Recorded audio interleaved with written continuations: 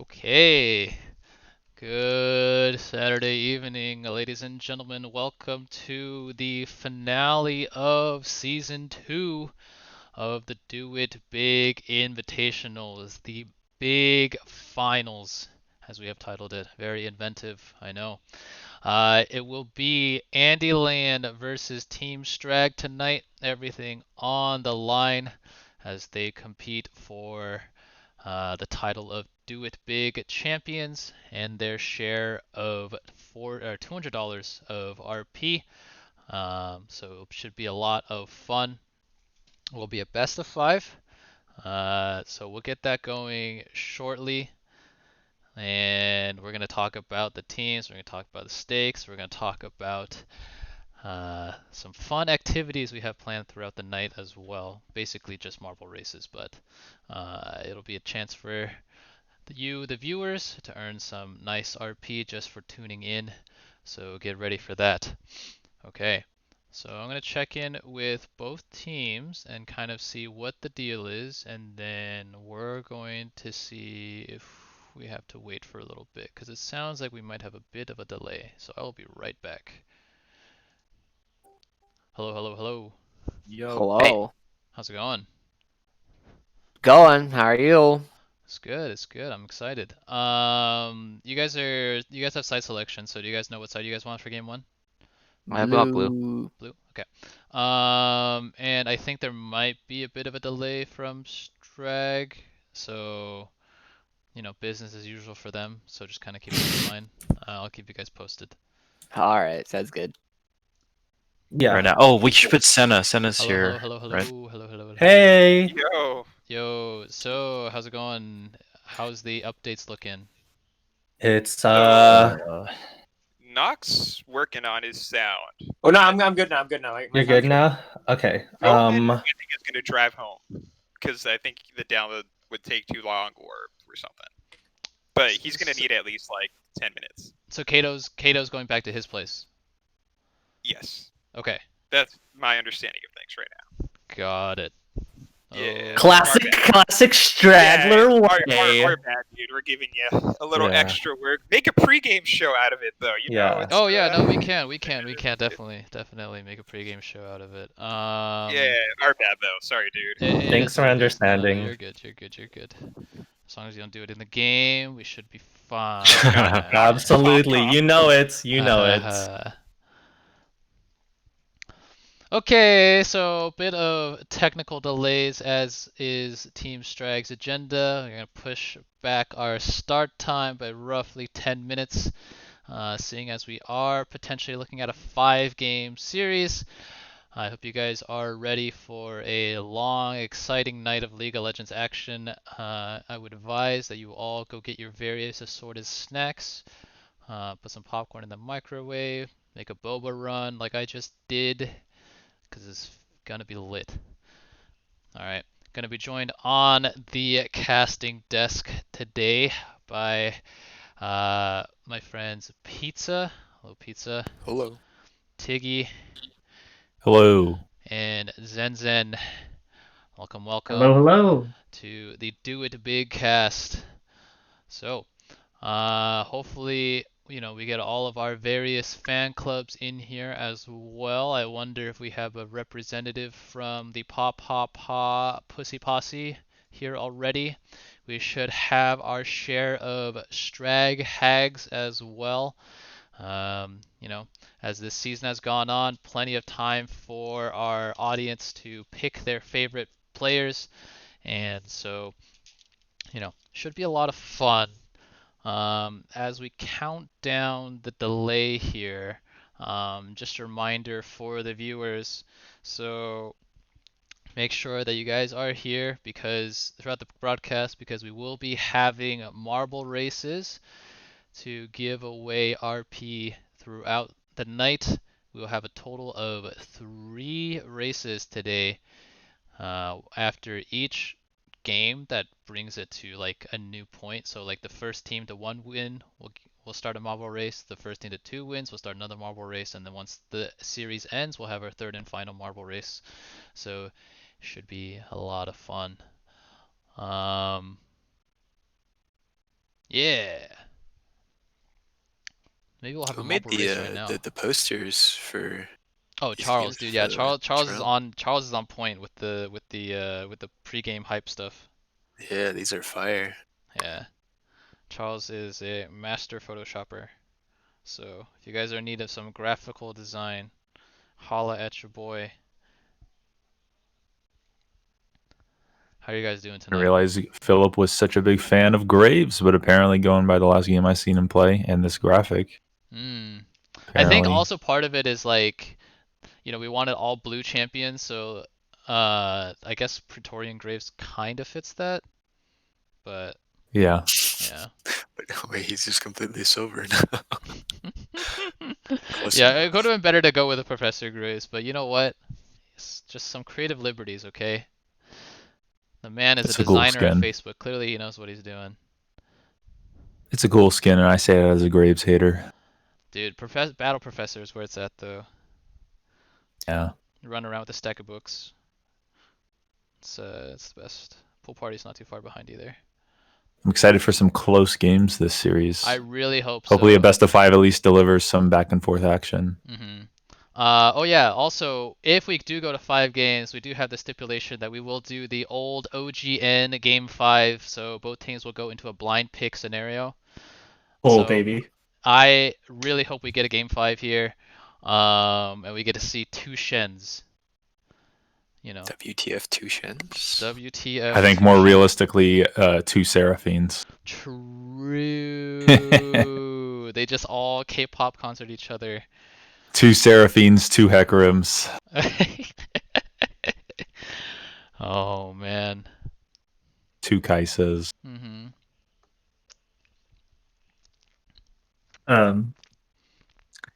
Yeah, and from what I understand, I mean, you folks have been following the league maybe a little bit more often than I have, but it's been like a sort of legendary run for we have like the favorites to win it all, right? Who had an incredible reigning season in Andyland, but for this other team, they kind of like struggled and had some upsets along the way. Is that true?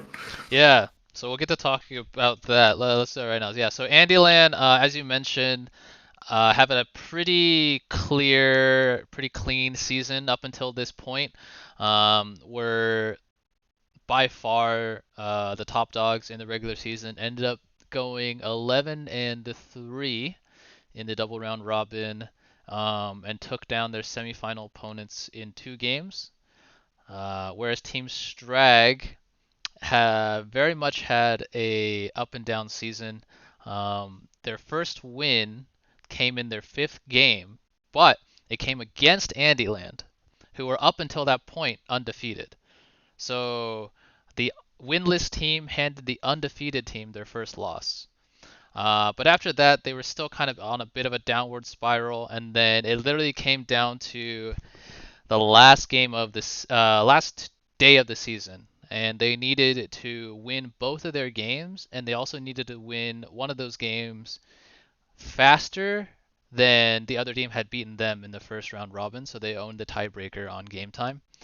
They managed to accomplish that, barely snuck into the playoffs, won a best of 3 against the 3rd seed, and then beat the 2nd seed in the semifinals. So yeah, definitely March Madness underdog vibes here for Strag, looking to summit the mountain and knock off the Titans that are Andyland tonight. Should be fun. And I don't know if you've been on or if you've watched any of the VODs, Enzin, but we do some pregame interviews before every series, before every game, and and the captain of Team Strag is like really on point with his interviews. So yeah, it's gonna be entertaining for sure. Okay. Should ask. There was a double round robin, so Andyland is 1-1 versus Team Strag. Yep. What made the wins and the losses happen for both teams, in your opinion? So Strag kind of their their MO throughout the season is like they have dominant lane players, I guess, or like they have the mechanics to go toe to toe with any other team in the league, but the knock against them has been their macro sense. So it's been kind of easy to exploit that, and that's something they've been working on throughout kind of like the playoffs, is trying to figure out how to play quote unquote proper League of Legends while still retaining an element of like their chaotic playstyle. So in their first game, it was just a crazy game that literally came down to like Cho'Gath, like this 13th fee stack Cho'Gath, like backdooring the Nexus. Dude, come on, man. I'm just, um, and then I don't remember the second game because I think it was a pretty run of the mill game, but yeah. I guess I'm getting some requests for like background. So the first game sounded like It was a banger. It was a a banger. lot of throws, Mhm. a lot of crazy plays Yeah. that somehow resulted in a fiesta. Mhm. And the And- second game was probably less memorable because it was clinical execution Yep. by Andyland, more or less. I think so. I think so. So I think we're all hoping for those fiestas tonight, boys. Oh yeah. Oh yeah. I guess the question is, does Andyland struggle when they meet the fiesta, or do they need order to win? We'll see. Yeah. Okay, I'm getting some requests to put on some music, so I'm gonna like just play some. Gurubot came in here and just started blasting. I'd, Oh. Okay, there we go. Alright, so there's some music to accompany our commentary, I guess. Hooray. Because I'm getting requests for that. Twitch chat, if you hate it, let me know. And we're going to check in again with Strag. Actually, well, I guess we'll just wait until they kind of decide for themselves. Twitch chat, would you call this music groovy, or would you call it some harsh vibes? Some what vibes?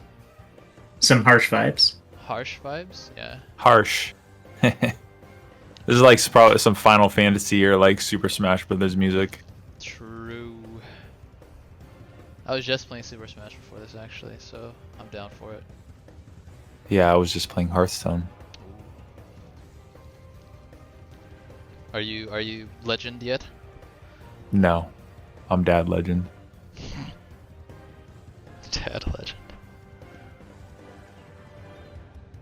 It's a good term. Big fan. Oh man, this is gonna be an exciting series. I have heard of Do It Big through my friends. You know, this is my first like real interaction with the series, but I really appreciate what you've done because like most of the people that I've talked to who've been involved in this event and gone through the series long, like they've always had stories and stuff to share. So, Right.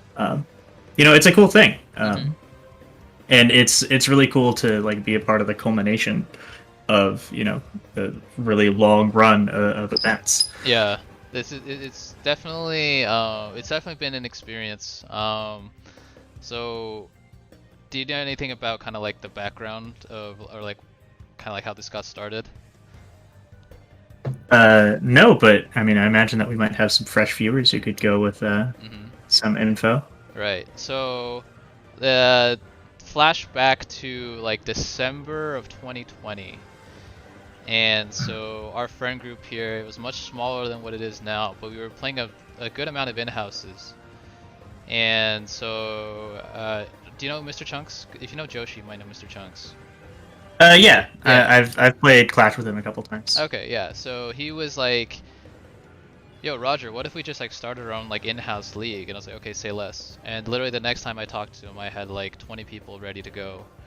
And so we ran season 1. It was really like haphazard. I threw it together in the space of like 3 or 4 days. So we had 4 teams play like just a single round robin and then play like semifinals and finals. But it was really, really fun. And so we decided to run it back. So now we're in season 2. And so we thought of it as just as like, we just get a bunch of friends together and friends like referred friends of friends, and just play League. And then we kind of put like a like LCS, like Walmart LCS production vibes around it, you know. And so our goal with like a double round robin is to kind of give these players like stories, narratives, and also give them a chance to kind of play like organized League of Legends, because a lot of them uh, hadn't like they just play a league more or less for fun, and so it was like a way to get them into like a more competitive environment without being exposed to the toxic cesspools of League, right? And so it's been really, really cool, I think, like just as an organizer, watching people come together. And like one of the big emphases that we had was like we didn't want people to just come in with their friend group and just like stay within their own like nucleus. And so we had 8 captains draft from a pool of 32 players. And so the idea is that you might be on a team with one or two of your friends, but then you're also going to have to get to know teammates that you didn't previously know coming into the tournament. Um, and so all that just to kind of like build like this League community, and or like a community that plays League together, but then ideally also hopefully like gets to know each other and kind of vibes outside of League, and play other games together or like watch movies or whatever, hang out.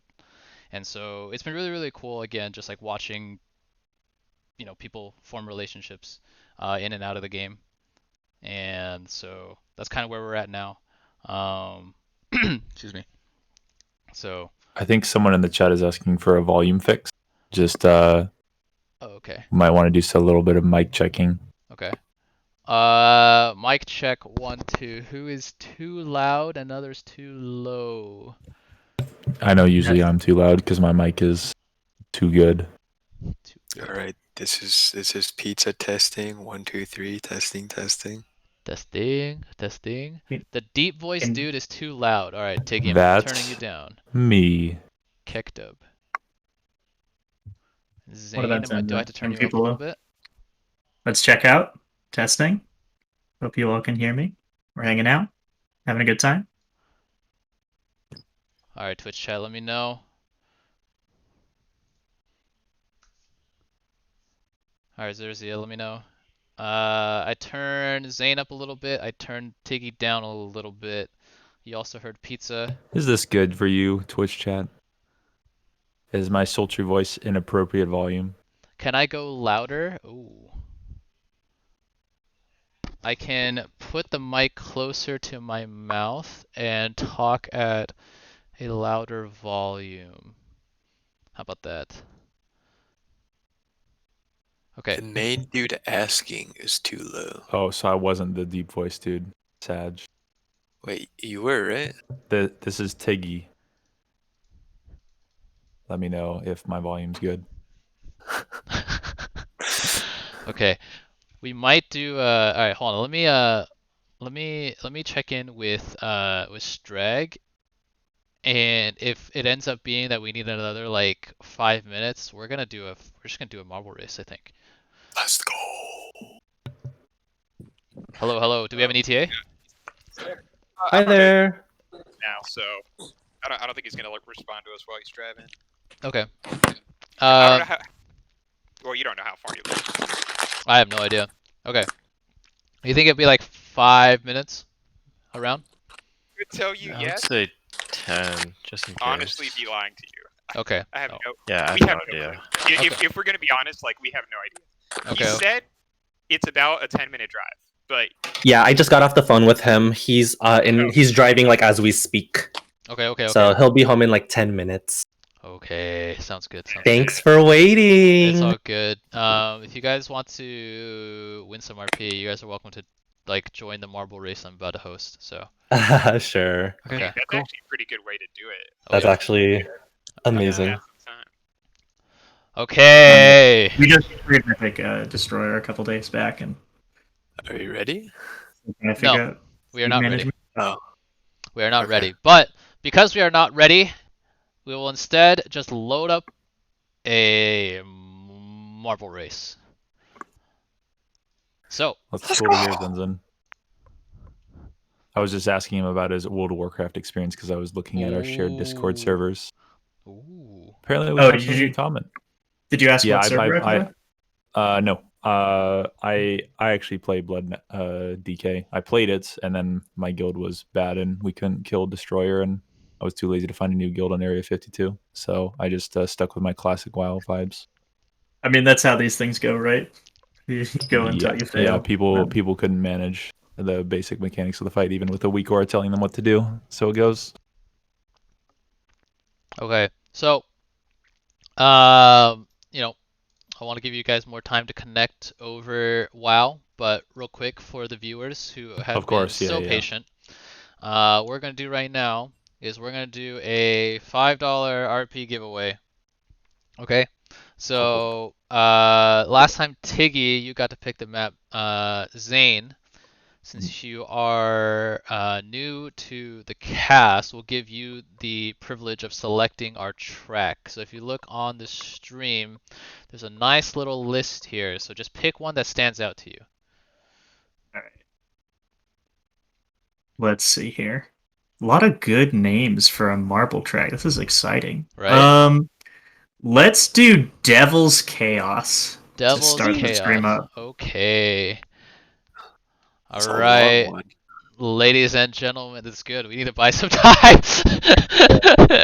Okay, so ladies and gentlemen, you know the drill. To join the marble race, all you need to do is type !play and your marble will be entered into a race for $5 of RP.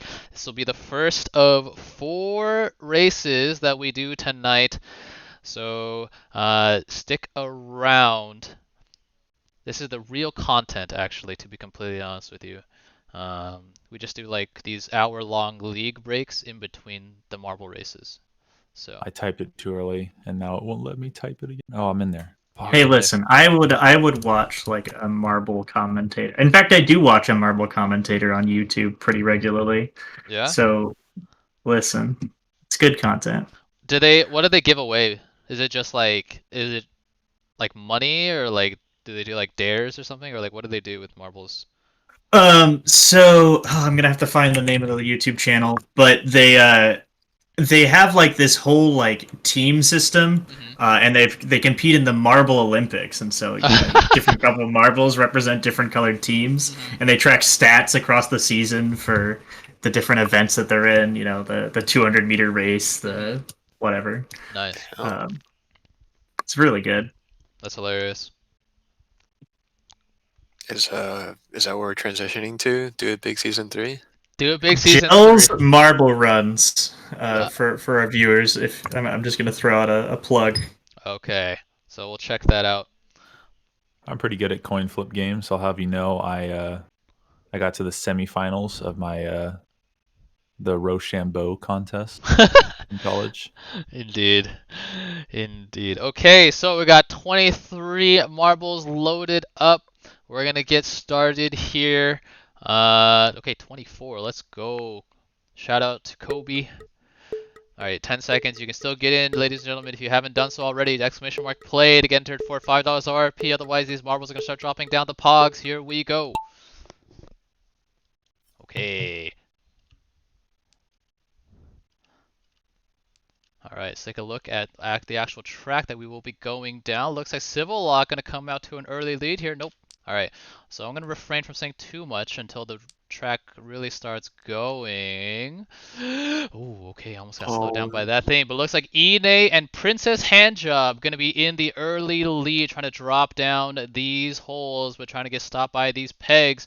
Now it's going to be Joshi coming out on top, potentially. Okay. All right. Nope. Princess Handjob. Gonna make me keep saying the word handjob on stream as she rolls down the track. Going to go round this funnel. Let's see where the chaos really comes in, because thus far it seems to be a pretty generic track. Nope, I say that even though we just have a couple of people just die now. All these people that are fake in the lead are people that are just falling off the track. Make no mistake about it. Princess Handjob is still solidly in the lead here as it goes into this circular funnel thingamajig. Okay, where's the chaos at though? This is a pretty nice, it's just a nice little tunnel so far. Where's the potential for chaos? Okay. Ooh, okay, there's some chaos. We got one of 3 potential pipes to go down here. Princess Handjob has a steady lead though over Mr. Chunks. All right, coming out of the pipes here, going to try to now go down the central funnel, but having a little bit of issues. And it looks like Mr. Chunks is going to be staying central enough to potentially go down this hole. Nope. Instead, going to go down the side, it looks like. So, looks like Princess Handjob going to maintain the lead as we approach Mount Doom. Going to be rolling through some of these lava and trenches. Hopefully it doesn't roll off the track. Doesn't seem to be the case, but not enough vertical momentum means that Mr. Chunks is actually going to take the lead now over Princess Handjob. Here we go. We're also going to see Mr. Chunks tonight in the tournament as we go down this very, very narrow funnel. Does a good job of staying on track. Going to go round and round and round we go. And, oh, never mind. Princess Handjob somehow just took a massive lead. Maybe the funnel is not the way to go. Looks like the chaos comes in the form of going down the right pipe. Speaking of down the right pipe, Kevin actually can take the lead now. The captain of Strag, actually. So both captains of these teams tonight showing out in the first marble race of the night as well. Oh my goodness, Princess Handjob got stuck. Princess Handjob got stuck around this little thingamajig. Okay, it's going to mean that Kevin here going to have a solid lead coming towards the end, although we still don't see the finishing point just yet. Let's see if the propellers do enough here to stop Kevin, or if they'll actually end up propelling him. Looks like it will do the latter. Looks like Kevin gonna be the early winner of the night before the games even get started. Boom! There it is. Look at that beautiful, beautiful man coming up with the clutch win here over Princess Handjob. Gordo Lee and Rice Boy 127 Pizza, you've been so close on multiple occasions now. I think you're going to end up taking 3rd in this marble race. Oh, man. I hate this game. Oh, man. That's tough. That's tough. That's tough. You know what it is? You need a profile pic, you know? Oh, Yeah. Like Kevin. Look at this. Look at this beautiful, beautiful, beautiful face. right. It's hard You're not right. for this marble to take the dub, you know? Mhm. Okay. So, Kevin, even before he's pressed a single key tonight, has won himself RP. Already winning. Congratulations. Yeah. Shout out to Kevin. Always, always a pleasure to have on the interview desk as well. I'll take this time as well to plug Kevin's stream. If you like good, clean League of Legends, fun, check out Kevin's stream. He also just streams himself hanging out, chill vibes, good vibes. I've had the pleasure of tuning in on occasion, so definitely a good dude. So you can check him out at twitch.tv/kvntn. Okay, so congratulations to Kevin. And again, we will give more RP away throughout the night after each successive match point. So we will definitely have another marble race after game 1. This will be the first of 4. But Kevin has won himself $5 of RP here. Okay. Congratulations. Congratulations. I don't believe it. It's rigged. Stop the count. True. You weren't too far behind, Tiggy. Behind Philip, anyways. Yeah. Okay. So, looks like the last member here of Team Strag has finally settled in, is logging on right now. So we're going to get the pre-game interviews going shortly, and then we're going to get the game going soon as well. Tiggy, are you on? I am on. Okay. Oh man, I cannot wait to see all of the hard work pay off for both of these teams. Me too. It's been a long ride to get here, but um, I'm excited to see what sort of strategies they've prepared against one another, right? Because they've had some time to really get to know the league and watch the VODs and really, establish themselves out. And it's gonna be exciting to see, what strategy they have going into pick and ban for this first game. I'm Right. calling it right now. Gragas top.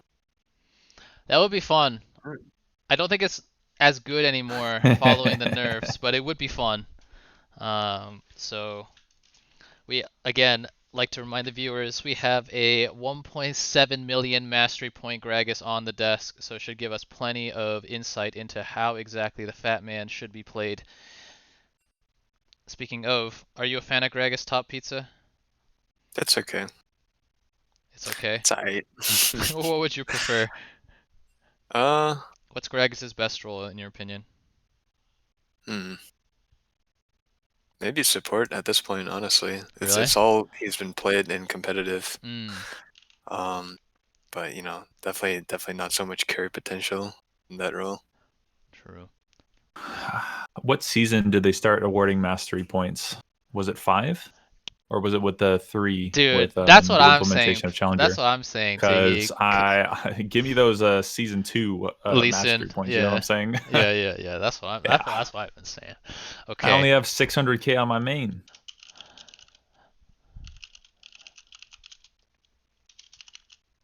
Okay, so we're going to do our last pre-game interviews of the season, ladies and gentlemen. If you guys have been on the streams before, you guys know the tradition that we have here at Do It Big. If you don't, brace yourselves for what should be a fun series of questions for whoever these teams decide to send up. Hopefully we're going to get the captains. All right, and as I say that, the captain of Strag is here. And yep, there it is. It will be matched by the captain from Andyland. Okay, let's go. So, we have Mr. Chunks and Pa, the jungler for Andyland, representing Andyland on the interview desk. On the other side of the table, it will be Captain Anuhaya, aka Kevin, representing Strag, as we get ready for the Season 2 Champions. Okay, so first question, as always, goes to the blue team and to Captain Andy. I want to just give both captains here an opportunity to introduce their teams, each member one by one, for this game. So, Andy, give us your overview of the teammates that you've drafted and led to success over the course of these past 10 weeks. Well, there's Joshi. He's our top laner, sometimes mid laner, sometimes support, sometimes jungle. Okay. On the side, he likes to cast for the amateur scene of professional League of Legends in North America. I've known him in college. I sat on his couch many times. Okay, that's kind of sus, but okay, that could then be there's sussly. what? Okay, okay, yeah, keep going. Sorry. Then we have Philip over here. He's very musically talented. I think he has something to show you today. He's the best jungler in this entire tournament. I think he's really great. Always a pleasure to have. Gordon, he likes anime. He likes anime girls. I think he likes 2D girls more than he likes 3D girls. I've heard him say that. He's very stable. Solid guy. Solid guy. I agree.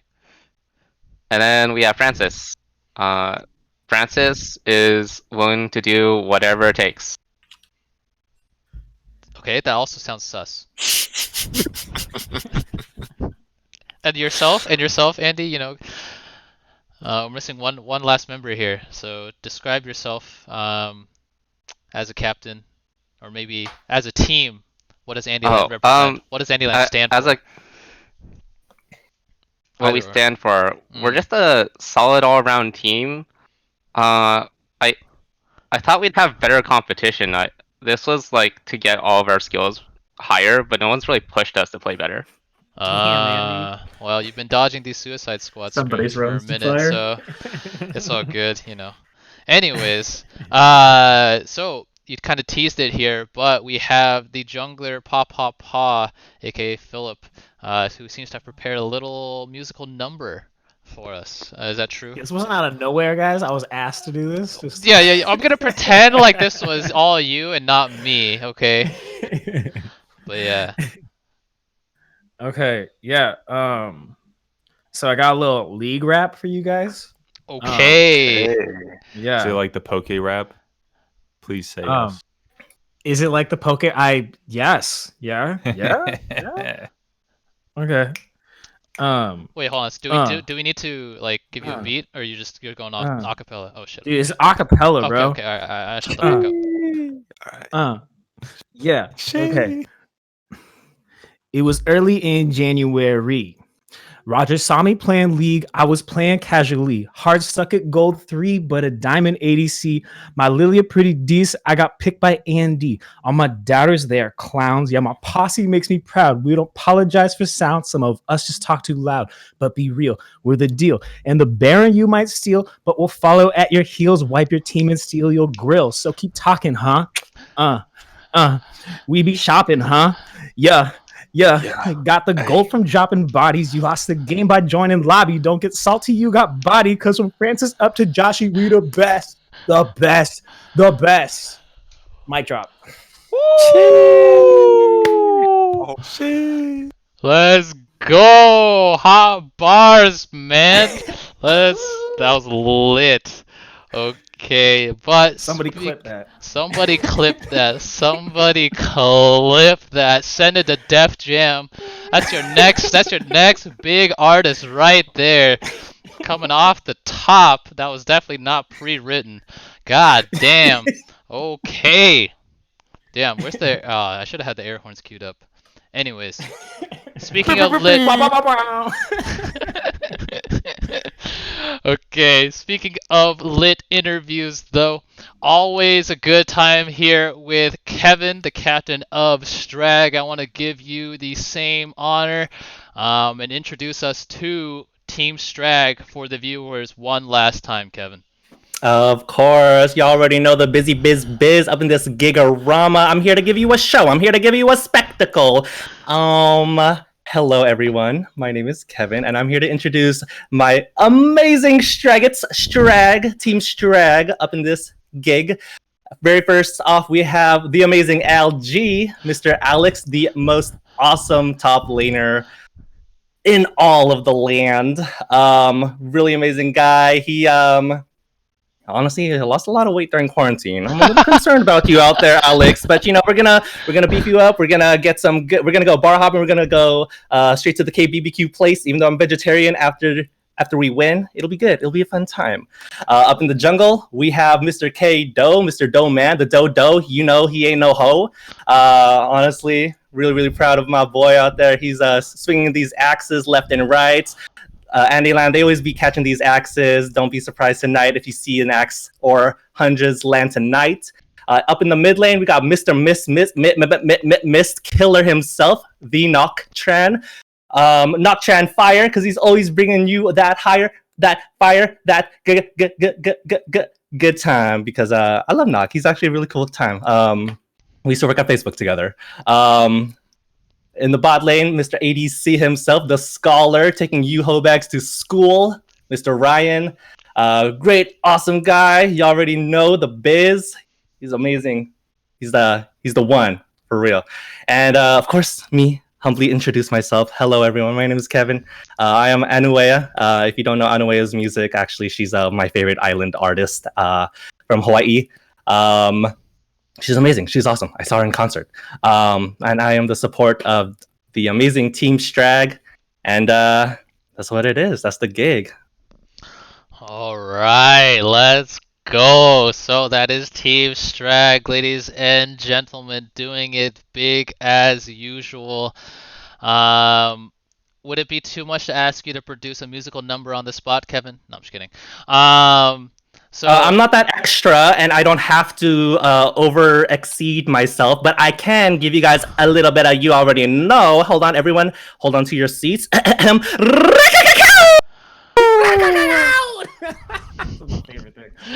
Okay, so yeah, as Edie so aptly puts it, that is the Strag battle cry. I think we are going to get ready to load then into pick and bans for game 1. Thank you to both teams here for a wonderful, wonderful interview. Let's get ready for some good, clean League of Actions fun. Shall we? Let's do it. Let's go. Go, Kevin. Good luck. Good luck. All right. So Zane, how was that as your first good big experience? Listen, you were, before we started, or like, when we were waiting for the teams to really get in the lobby, you were talking up the early game, chatting with the players, letting them have their thoughts of the interview, and my God, did they deliver! Oh man, I am so much more excited for this game. I mean, I was already pretty excited for this game, but after getting that brief introduction to meet the players, I can't wait to see what they're gonna do when they battle it out on the Rift. Oh, Roger, it's gonna be exciting. Yeah. It's gonna be so much fun. Okay, so gonna just quickly go over the rules here. Again, this is a best of 5. Andyland coming in as the higher seed. It does get side selection for game 1. As you guys see here, they have chosen blue side. After this game, the loser of the previous game will get side selection for the next game. So, here we go. And we're immediately going to start off with the Kato Olaf ban. No surprises here. Get that champion out of here. I don't want to see it. Good ban. Yep, but he did only say Axis, which does still leave up Scion. Oh, true. We could be seeing Youngle Scion. Youngle Scion. Okay. That's going to be matched here by a Vladimir ban. Yep. In the first round. That's more jungle targeted bans. We've seen Andyland do this throughout the season. One of their draft strategies has been to just target one specific player as opposed to banning generic strong champions. So let's see if that ends up being the case. Would not be surprised to see Graves ban as well. Would not be surprised to see a Hecarim. There it is. Okay. Yeah. Jungle pool is really thinned out now. It's basically down to let's see some Udyr and Volibear, I guess. Would not be surprised to see Udyr here as the first pick for Andyland here. Perhaps Seraphine as well if they don't ban it. Let's see what the last red side ban is. Yorick ban first round. That is, they must know something we don't. The expected Seraphine first pick comes in here though. So Yorick has a very strong champion that can be flexed. Yorick has been the recipient of quite a number of quality of life changes and just buffs in the latest patch. I think both of these top laners have been working on this throughout the week, so not going to be seen here in game 1. And there is that Udyr picked up for Kato.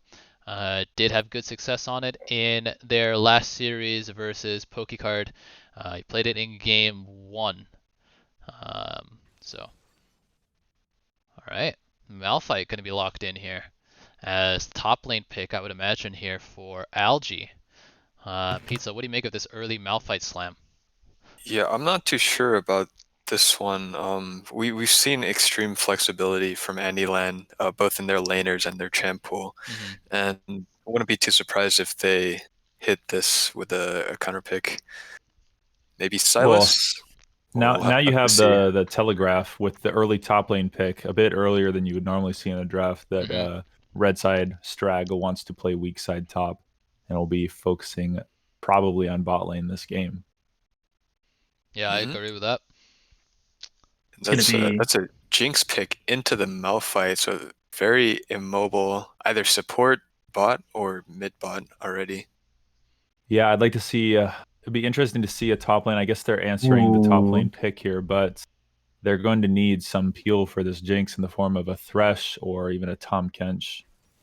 Oh, they definitely need some peel now. In the support pool, but Jinx will not be effective this game against Malphite, Diana, Udyr without more support than already exists in Andyland's composition. But Yeah, Mordekaiser is definitely set up for success in the 1v1 against Malphite. That's a winning lane, especially when it's weak side. Sorry, Zane. What were you going to say? Oh, I was just going to say that I think that both teams so far are taking pretty different approaches to the draft here. We see Team Andyland trying to isolate the Malphite into that 1v1 with the Mordekaiser pick. Not only is that a strong pick for the lane, but that's also indicative to me that they're going to want to try to split the map apart to some degree, to prevent these dive-heavy champions from getting in and onto that Jinx. So I'm curious to see if that strategy is going to work out for them, or if they're going to, have to take those team fights that so far look like they might be unfavorable. And with the Gragas ban, I mean, that would likely be a support Gragas with the Mordekaiser already being top. And the Kindred ban as well. Those are the ultimate from the Kindred, and the general appeal of the Gragas communicates that Strag is really all about diving this Jinx and just messing with bottom lane, reducing peel, reducing any defensive external cooldowns for the AD carry. Interesting to see the Thresh ban, though, from Andyland. Like I said earlier, I would have liked to see that come out from Andyland. I am not certain if that is necessarily in Silent Voice's champion pool, though. So he might end up being restricted on what he's allowed to pick here. And they've saved all their bot lane picks for last on Team Strag. Yeah, so the Seraphine has been a flex option for Andyland between the mid and support roles. So we're going to get some information here on whether they go for more peel, or if they just I like the give Tristana here. Threat option. I like the Tristana here. You've got a very strong dive comp in the mid game that is likely has some decent potential to win lane with the presence from Udyr. And if you really get snowballing in the early game, Tristana can just melt towers and cement a very solid gold advantage. Yeah. Yeah, Tiki. And the other great thing about Tristana is that she's a pretty flexible carry in that, not only is she pretty safe in the back line, but she can also dive forward with the team, right? With that rocket jump, able to play aggressively when her team gives her the space to do so. And so I'm very curious. It looks like on the side of Andyland, they're going to try and find some characters to maybe catch the Tristana in the Volibear and the Rel, but I'm worried that they're not going to be successful. It seems like it might be a difficult fight to take. It's tricky because Diana's not very squishy, neither is Malphite or Udyr, so really all they're looking to dive onto is the enemy bottom lane. I mean, it looks like both teams are just nearly devoid of peel opportunities. It's karma. Okay, got it. Soraka is by the way. Okay, so real quick, ladies and gentlemen, what we just had there, we have a placeholder pick system in place just because not every single player owns every single champion. So that Soraka is not Soraka, that is a placeholder for Karma. So just a reminder then of the composition. So for Andyland, we will have Mordekaiser in the top lane, Seraphine in the middle lane, and Jinx Rel in the bot lane, complemented by a Volibear jungle. Meanwhile, for Strag, it will be Malphite in the top lane. In the mid lane, it'll be Diana. We will have Tristana and Karma bot, and Udyr running out of the jungle as fast as he can. So I'd say I think I prefer Strag's draft here. I think Tristana has a lot more flexibility and self-peel, self-mobility to deal with any dive options from the Rel, the Volibear. I mean, whereas Jinx she doesn't have anything. And I think even if you roll your weight into bot lane, no matter what you do, as long as Diana and Malphite have a baseline level of damage and gold, Jinx is going to have a bad time this game. It's really going to be up to, actually, I think, the Mordekaiser to carry, because, I mean, maybe Seraphine and Volibear can do some damage early on, but the AD carry is not set up to do good DPS in these late game team fights, or even mid game for that matter. Yeah, we'll see here if Strag can play to their win conditions. One thing they need to be careful of, though, with dive compositions is not running in headfirst in, because that Seraphine Encore can do so much work, especially if everyone just dives in a line. Both Udyr and Diana pretty linear, so They need to find those flank angles and make sure that the Encore, when it does land onto these divers, only lands onto 1 or 2 instead of everybody. Tristana as well needs to be aware of the Encore extension mechanic. If she can wait out that Encore, not get hit, then definitely can have a lot of time. And I really like this Karma pick as well to augment this dive. Udyr obviously benefits a lot from that movement speed, Diana as well. So should it be a fun clash of styles, I think, if you look at Andyland's team, definitely not dive-oriented whatsoever. Have a lot of long-range threats in the Seraphine and the Jinx. And it's going to be up to this front line to really form a shield around these threats, or else they're going to get ran over by Strag. Yeah, and I think... it's going to... Go ahead. Oh, sorry. I was just going to go back to Tiggy's point that I definitely agree that this Mordekaiser is going to be of critical importance in this series. If Mordekaiser can manage to split the map a little bit, pull the Malphite away, or force the Udyr out of the comp, that might allow a little bit of extra breathing room for Mr. Chunks on the Jinx. But without that available, I definitely have to give the edge in terms of ease of access for the comp. Like, it is much easier for Strag to play this game than it is for Andyland. However, that said, Andyland known for their tactical play and their like macro sense gameplay. So I'm excited to see, as you said, this clash of styles to come out. Yeah, very, very good observation on that. The Mordekaiser definitely has to force the 4-1 playstyle here because a 5-on-5 will go by the way of Strag 9 times out of 10. Oh, yeah.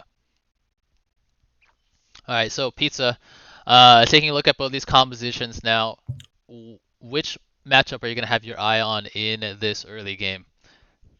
I think everyone's already said it already. Like, it's really up to Gordoli to bully out LG this game, because I think the other lanes are going to have to pull a bit back. Jinx Rel, maybe can find something onto Karma Tristana, but are most likely just going to get poked out. Like, Rel is a melee champion. You take a couple of those Karma enhanced Qs and you're going to be half health before long. Right. Yeah, and I'm interested to see what the jungle pathing looks like this game and what the junglers telegraph. Because normally you see the bot to top clear, following by securing the crabs with usually around the same time of recalls. I mean, this is the most classic jungle matchup there is.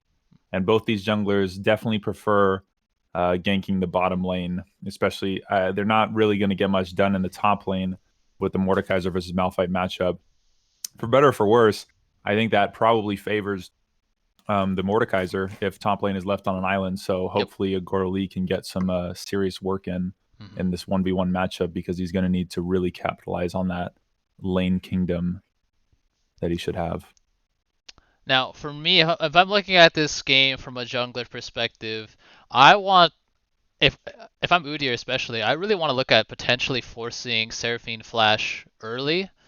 I think that Seraphine mid is something that should be abused, especially because in a range versus melee matchup, Seraphine should have the push early on, but they can blow that flash, and then Udyr returns when Diana hits level 6. They can really start getting the snowball rolling early for Misskiller. And we've seen what happens when Diana can hit Night Harvester on curve. That power spike is just absolutely insane. There's nothing that Rel can do to pull Diana off of Jinx once Diana... and she gets tanky too, unkillably tanky with those shields. So yeah, I would agree that I mean, you do want the Tristana and the Karma to get unlocked to push the towers all over the place, but you can kind of do that indirectly by unlocking the Diana, by ganking the immobile Seraphine, who will have the push, as you said. It might be a bit harder to find kill potential on Jinx Rel, especially with just a Karma support. Doesn't really set up kills so much as it just shoves the lane and pokes the enemy down, and wins in a more gradual sense. What we'll most likely see, I would agree, is the Udyr pressuring the mid flash and then roaming with Diana to 4-man dive bottom lane, while top lane remains an island, maybe with some teleport plays. Okay. And it'll be up to Andyland to anticipate those plays and get ahead of it. So, a lot to brood about, but We're going to load into game 1 here, ladies and gentlemen. It will be Andyland on blue side, Strag on red side. The first game in a best of 5 for the right to call themselves the Do It Big champions. Here we go.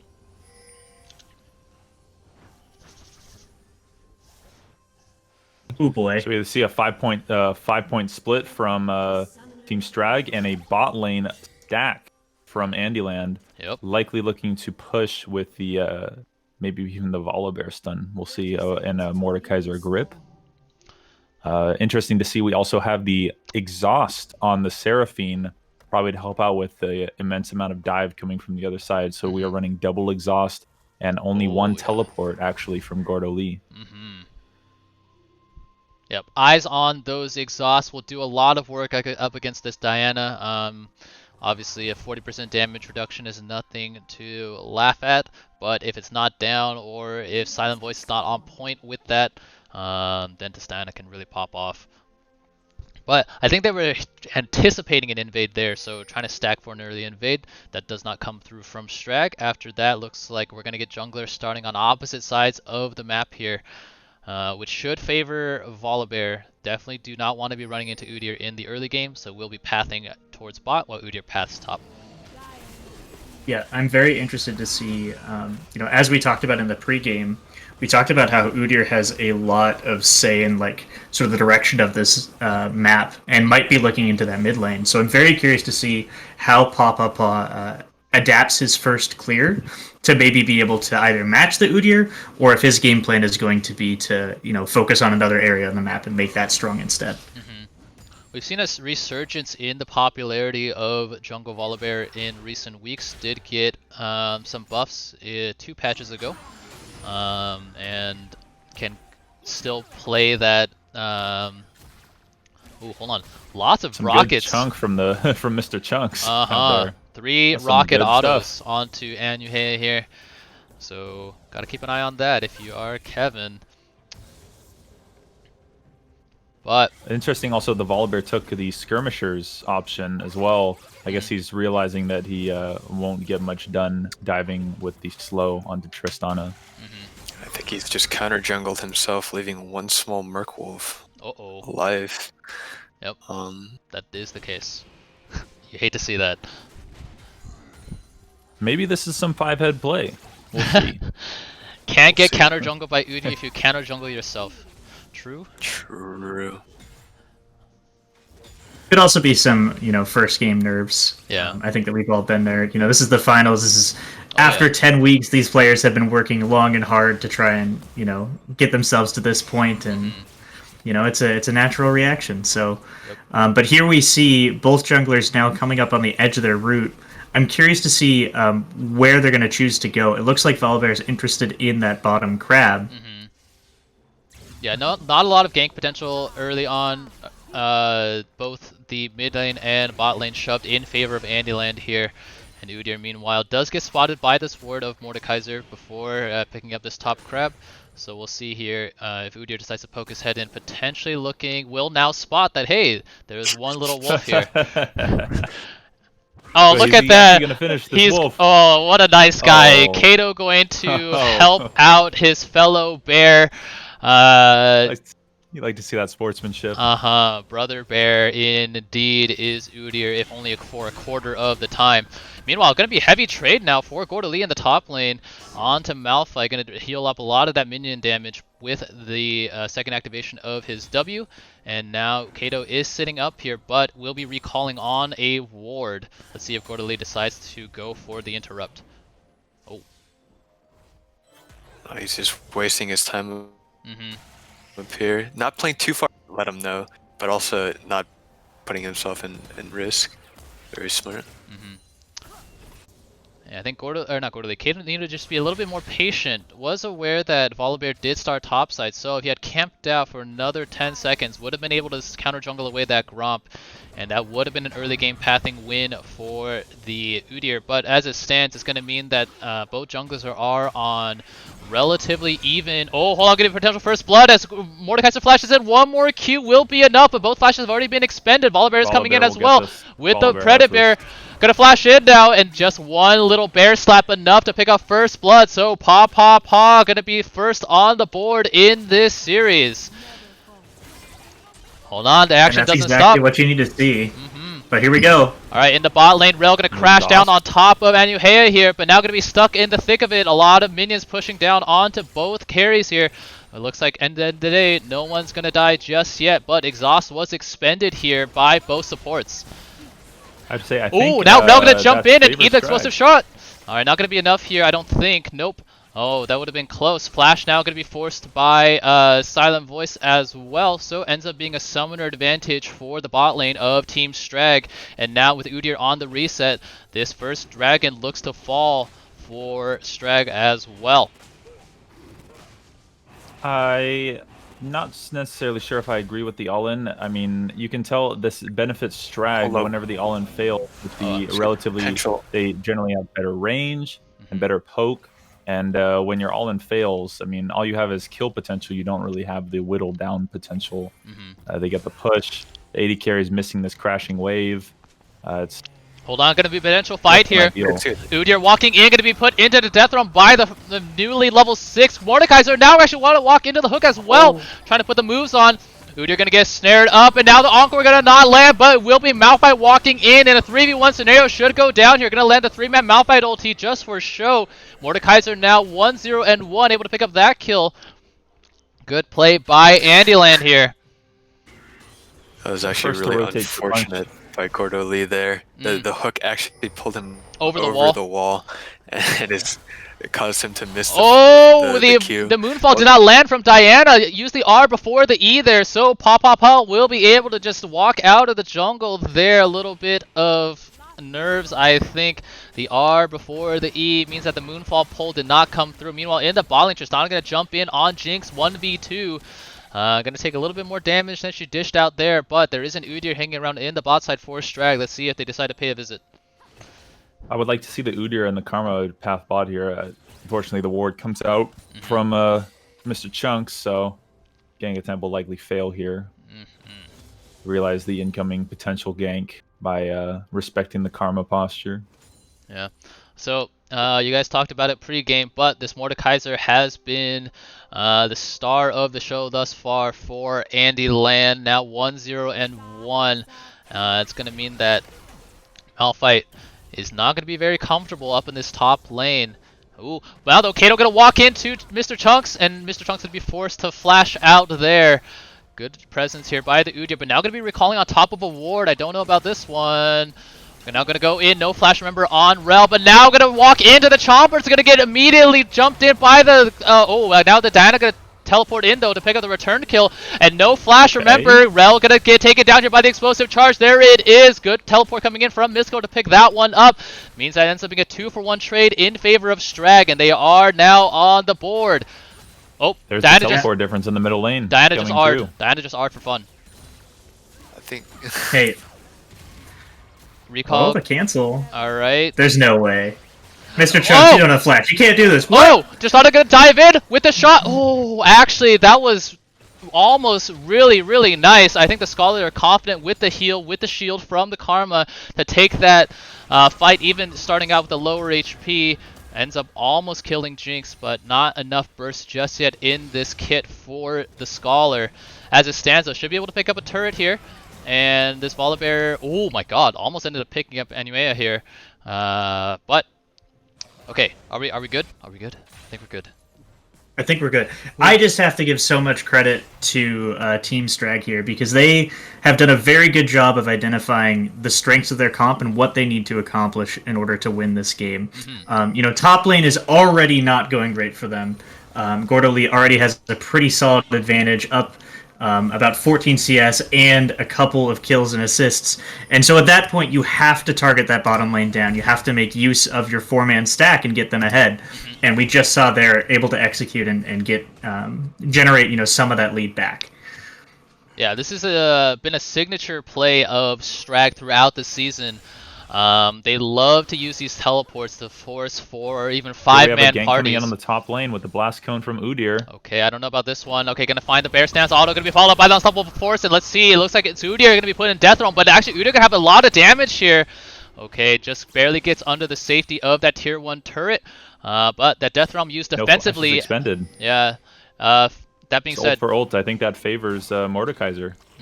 Yeah, but the death realm is going to be a lot of that 1v1 potential, otherwise Malphite can't just walk away, so it's going to mean, though, that now Strag are starting on the Herald, but now going to be found out by 3 members here of Andyland. Volibear opting to go for the 1v1 jungle matchup. Let's see how far they decide to go with one. Actually, going to be Diana roaming up here, though. Alright, Crashdown going to be used. Encore going to land onto 2. But let's see here now what the focus is going to be. Volibear going to be overextended. Misskiller, though. Meanwhile, going to be the focus here for Andyland. This Volibear going so very low, but the Mega Deathwalk can do so much damage. And now Andy Hay going to be overextended. Does have Flash, but going to be locked up here by Gordo Lee. Flashes out over the wall just in time. Ends up getting 2 for 1 in favor of Andyland. Should be able to be able to cut the Rift Herald as well. So overall, this will favor Andyland. They do love to pull up the support for these Rift Herald attempts, and it looks like Strag were not able to commit as many resources early enough. Pretty disjointed fight, all things considered there. Yeah, I think that Strag had the good natural the natural idea was there, right? You push out the top laner, you go ahead and take the Rift Herald because you have a man advantage. What they didn't know was that the entirety of Andyland was ready to scrap for that first Herald, and we're just there faster, and with more members they were able to clean up an advantage. And now their size are set on this dragon. Alright, able to pick up the Mountain Dragon, but Malphite will have ulti shortly, does have Flash as well. Looks like Algae is down to go for this play. No, okay, gonna walk away from that one. So it's gonna mean that the Dragon advantage is leveled up at 1-1 here. We're gonna have Ocean Soul in game 1, a very, very powerful Dragon Soul to have. So keep an eye on the Dragon stacking for either team. As it stands with this kill lead and a bit of a CS differential in the top lane, is going to equate to a 1.3k gold lead for Andyland at 12 minutes in the game. We saw the power of the Encore and the exhaust on the Seraphine earlier. Yep. I feel like without those tools, this Mistkiller on Diana could be really accelerated at this point. But as it stands, still working towards the Night Harvester. Yep. Just split the bot lane now. Yep. Say rotate Scholar and Heya to mid. Yeah. Now this is another potential angle here for Strag. Diana is a very, very competent split pusher, and no 1v1 threats outside of the Mordekaiser. So if Diana can be freed up here. The kill differential has almost been entirely evened up by the plate differential. You see, there's there's 5-2-2 versus a 5-2-5 left over. Yep. So 3 plates in favor of Strag here. Now Diana going to find the Rel. Okay, takes Rel to about half HP with the help of an empowered Karma Q. But that looks to be all she wrote. Yeah, looks like here Karma gonna be augmenting the Diana split push for now, but. You see, the Rels just seems to, at least insofar as the champion kit, has not really been able to get much done this game. We talked about before the game, not much to engage upon, not much follow up. Yeah, I really like this rotation that Team Strag is going for here. Look at the vision that they have in the blue side jungle. So even though they're going to send this Diana into a 1v2, you know, she's got decent wave clear, and she knows exactly where the enemy jungler is going to be if she's going to get ganged up on. Meanwhile, they transition their pressure to the top half of the map, where they can maybe get some extra plating and make use of Tristana. Yeah, Diana's going to be the side laner for Team Strag, and it's probably going to end up being Diana matching Mordekaiser after a little while.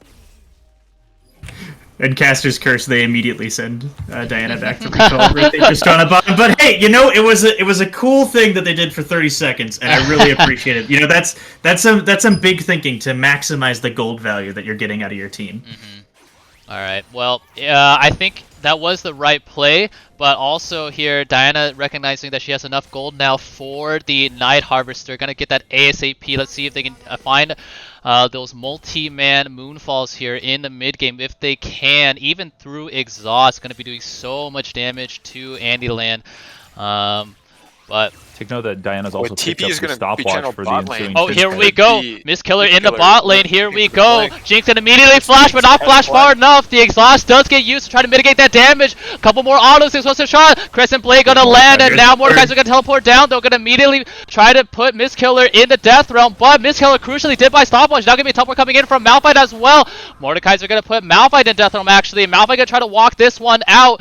But one more Q is going to be enough to pick up Algae there. Now the Encore going to come through land on to 2. Going to be followed by the Mordekaiser Q to pick up a double kill for Gordo Lee. So even with the teleports, it ends up being Andyland with the single teleport to turn this one around after Mr. Chunks fell early. Meanwhile, in the mid lane, Pop more than content to just keep pushing this mid wave. Good play from both teams, but ends up being the Mordekaiser fed from the early game that ends up making the difference here. And just as This is what we shame feared for Rel for not Strag. getting anything done, she sets up that that double kill at the very end there. All right, now Could be caught here though as nah, Rel is so tanky at this stage. Udyr not gonna do too much damage. Try as he might. There's so many shields coming out from both Joshi and Silent Voice, and now Joshi's gonna try to flash in to pick up the Anuhea. And now the Volibear gonna do his best Usain Bolt impression, but Kato gonna be fast enough to walk away from that one. Maybe perhaps if Volibear pathed around the behind the tower and used his ult to shut down the tower, they might have actually been able to pick up the Karma there. But pathing through river, Strag was too quick to get away. Yeah. Okay, so a lot of crucial summoners used there. Flash crucially used by Jinx. We also flashed down on Seraphine as well. So we got to keep an eye on that because Ocean Dragon is now going to spawn here. Malphite ulti will be available very, very soon. Diana ulti already back up. Meanwhile, Death Realm is not available for Gordo Lee here. Neither is Encore. Okay, so here we go. Going to be a potential start. Hook not going to land onto Malphite. There is a 2-level advantage for Mordekaiser now. Level 11 to Algae's 9. If Strag is aware of the cooldown, they should look to force immediately. Yep. But we'll Alright, see here if we they go. get something done. They are going to get started. Here we go. Mordekaiser's going to be almost there. Down to go Oh, flash over. Alright, going to be a 3-man move followed by the down to Malphite as well. This Jinx is already dead. Alright, Volibear going to fall here as well. Diana is going to go very, very low. Death Realm is now available. Going to be trying to pick up this Udyr who does flash over the water by a little bit more time. Now going to come out and stun up Mordekaiser, but will we get picked up? But now it's going to be the Mordekaiser shut down by the Scholar who's now going to be Goomba stopping. Alright, never mind. Looks like the Rel going to be walking away, but ends up being a win for Strag. Here picks up 3. Only Kato going down. They're going to swing the momentum in Strag's favor as they pick up the second dragon of the game for themselves, which will be this Ocean Dragon. Good play there. And as you guys mentioned, Encore went unused in that team fight. Yep. Very critical that they forced exactly when they did. If they waited even 5 or 10 seconds more, Encore could have entirely changed that outcome. Yep. And now Team Strag walks away with the Dragon and the huge shutdown kill on the Tristana. Very, very big gold swing. Oh, yeah. Okay. Yeah, so... I mean, we talked about that, the ease of execution of Scrag's comp, right? Right. You know, once you slam in that Diana, you get that Moonfall that follows up into a beautiful, unstoppable ultimate from the Malphite. It's so easy for them to decide when and where they have these fights. And again, you know, the finesse just wasn't quite there. All right, Udyr going to walk in here. This, but here we go again. All right, so Rel going to have to flash towards the Jinx here, who's already getting set upon by Kato. Exhaust going to be used early by Silent Might Voice. be good for Andyland. All right, but the burst has not been coming through yet. All right, Encore gets used early here as well. Medical Death Rocket going to be juked out here by Karma. Going to be Rel falling first. All right, the Volibear soon to follow, and now Kato going to try to stun up Joshi as she runs back towards the mid lane tier 1. Unfortunately for Strag, it's a minute too early. It's going to mean that the Baron is not available just yet. They will have to settle for the second Rift Herald of the game. Meanwhile, Mordekaiser can tend to push away. Will be able to pick up this bot tier 1 as a consolation, but another teamfight win here for Strag. Yeah, unfortunately Mordekaiser had no teleport and was pushing the bottom lane, but maybe Andyland thought they would get something with the Encore coming out there, but Jinx wasn't really able to get any uptime on her auto attacks, so there wasn't really any damage coming out because, I mean, again, the only damage coming out of Andyland is Jinx and Mordekaiser, and Mordekaiser had no Death Realm, so he just got kited and CC'd and nuked. Yep, that is one of the downsides. At this point, Go ahead. Yeah, I feel like it's at this point where they should really just let the Mordekaiser split and play under tower, and just clear the waves for the rest of the team. Like, the only reason they got caught there is because they walked to topside river to ward, and you know the Kato on this Udyr is just able to perma CC them. Even with the big 3-man Seraphine ulti there, it wasn't enough to stop the aggression. Despite the fact that Udyr and Malphite have been off to a rough start, they still have enough base damage in their toolkit to contribute to these fights. And Jinx sitting on just one item with a 2-2-1 scoreline that just doesn't really even do damage at this point. They're really relying on this Mordekaiser and base damage of the Volibear and Seraphine spells to get anything done. So when Jinx doesn't even get uptime, it's looking pretty bad. Yeah, if you look at the damage of this comp, you know, Seraphine with this build as well, not going to be doing too much in the DPS department, so a lot of eyes are going to be on Mr. Chunks, and if they don't get the peel, it's not going to be enough. They're probably looking to drop Herald here. Yep. Alright, there it is. Yep, and 5-man force as well. And again, you know, trying to really flex their might in this mid lane. They know that they have the team fight advantage at this stage with these items. Yep. And so it's really up to Andyland to determine how they're going to react. And it looks like they're going to go for another 5-man stack in the mid lane, not committing to the split push, and this is really dangerous for them. Yeah, you see Tristana has 2 items now, whereas Jinx has 1 and a piece. Yep. So, all right. the AD carry difference. Careful here. Mordekaiser going to potentially walk in. Okay. You're going to drop the ward just in time. Could be Gordo getting caught here. Nope. Alright, going to drop the ward just in time. They are hanging around here, but just going to be clearing vision so far. Bot lane is pushing in favor of Andyland, so Strag here need to manage their waves a little bit before they can coordinate another push. But there is a dragon spawning here in 1 minute. Oh! Alright, gonna be back on top of the ward is Anuhea, so gonna be found out, gonna flash over the wall, the blast cone is available, but the slow gonna come through from Volibear, the exhaust not gonna be enough, 1 auto from Pawpaw, probably able to pick that one up. So they try to clear vision, but crucially did not clear this one. This is one of those wards that, you know, can sneak up on you, especially if you're not used to playing on the new Ocean map, as this is not always, you know, this only going to be there a quarter of the time, but that is a very, very good brush to ward and can catch a lot of unsuspecting members. Means here that both summoners are going to be used here by Karma to try to preserve her own life 20 seconds before this all-important potential Ocean Soul point fight for Strag. Luckily, yeah, this is really critical.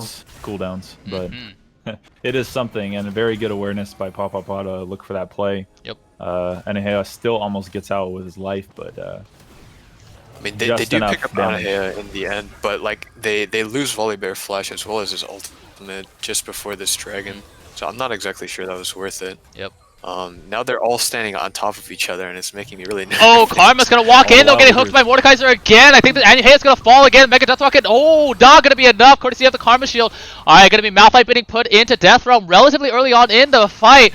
And now we're going to see her as he comes out, if there's going to be enough shielding coming in from the Karma. Alright, here they go, diving in onto the backline. Getting exhaust going to be enough here as Mistkeller gets charmed up. So much damage landing onto Mistkeller here. 2 divers already dead here of Strag. Going to be a win for Andyland. The rest of Strag going to limp away, but Dragon will get picked up for Andyland to even up the Dragon count. Good team fighting coming out there. Very good. Yeah, Andyland played to their strengths.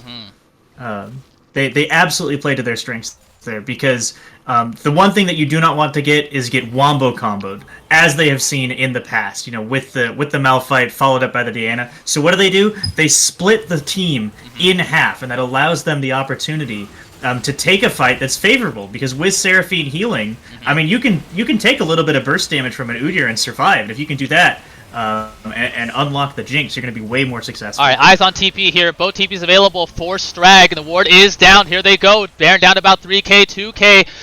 They need to turn back around, though, because otherwise this Baron going to get finished up here by Strag. Going to be a 50-50. Who gets it? It's a big Kato who pays off the smite, but Mistkeller going to take a lot of damage. Diana going to golden just in time. Looks like Kato going to be the first of all. Diana going to not allow to land the Moonfall, unfortunately. Going to be that 4 members are now dead for Strag. Karma going to try to limp away. Does he the zap from Jinx? Going to be slowed up here. Going to be followed by slow by Volibear. Looks to be an ace for Andyland, although Baron was picked up by Strag. And now momentum heavily in favor of the blue blue-sided team as they can finally break open the base of Strag. Woo. Huge that Mistkiller dies the last 2 team fights with his flash cooldown still available as well. Very good play by Andyland, and you saw, I mean, Rel and a few other people almost died there, but were barely saved from death with the Seraphine heal. Yeah, the power of that pick coming through in the long drawn-out team fights. It's been so close. Malphite ulti crucially did not get used there, but the power of the double teleport almost swung that back in favor of Strag. Udia, meanwhile, going to be running towards the rest of Andyland here. Going to stun up Gordo Lee, but not too much follow-up just yet. The Malphite ulti is available. Mistkiller will have the Moonfall shortly as well. Not going to let Andyland walk away with the spoils of war just yet. Volibear relatively low on mana. Got to keep an eye on where this goes. Two-man ultimate. Out of position. Here we go. Going to be followed up here by the Magnet Storm, but oh my goodness, the Encore going to do so very much as all of Strag pile in. Gonna line themselves up for that K-pop concert. Scholar now gonna be stunned up here by Pop. Zap gonna land. The stun gonna come through from Rel as well to lock up Tristana. And looks like Strag's trying to swing for the fences. Will end up popping out on the warning track. And let's see here. This might be the end, as you mentioned, Zane, in game 1. Huge team fight presence from the comp. Yep. Oh, we're gonna get the spectator Seraphine delay. has enough ability haste to have the encore for every fight, crucially, making a world of difference. Yep. Okay, so unfortunately we are going to get the spectator delay bug, which is we don't see the Nexus explode, but no doubt that Andyland did come up with the game 1 win here. GG, ladies and gentlemen. Alright. GG. Plenty of time though for Strag to turn it around. This is a best of 3. But now normally we would look at some plays. Actually we can still look at a play or two. So let's take a look at the first big play of the game, courtesy of a nice little teleport coming in from one Mistkiller.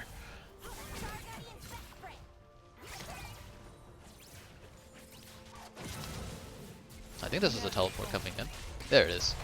Alright, so Kato... this is the surprise Diana, isn't it? Yep, it is. So Kato overextended, but gonna be matched by Pop overextending onto a teleporting Diana.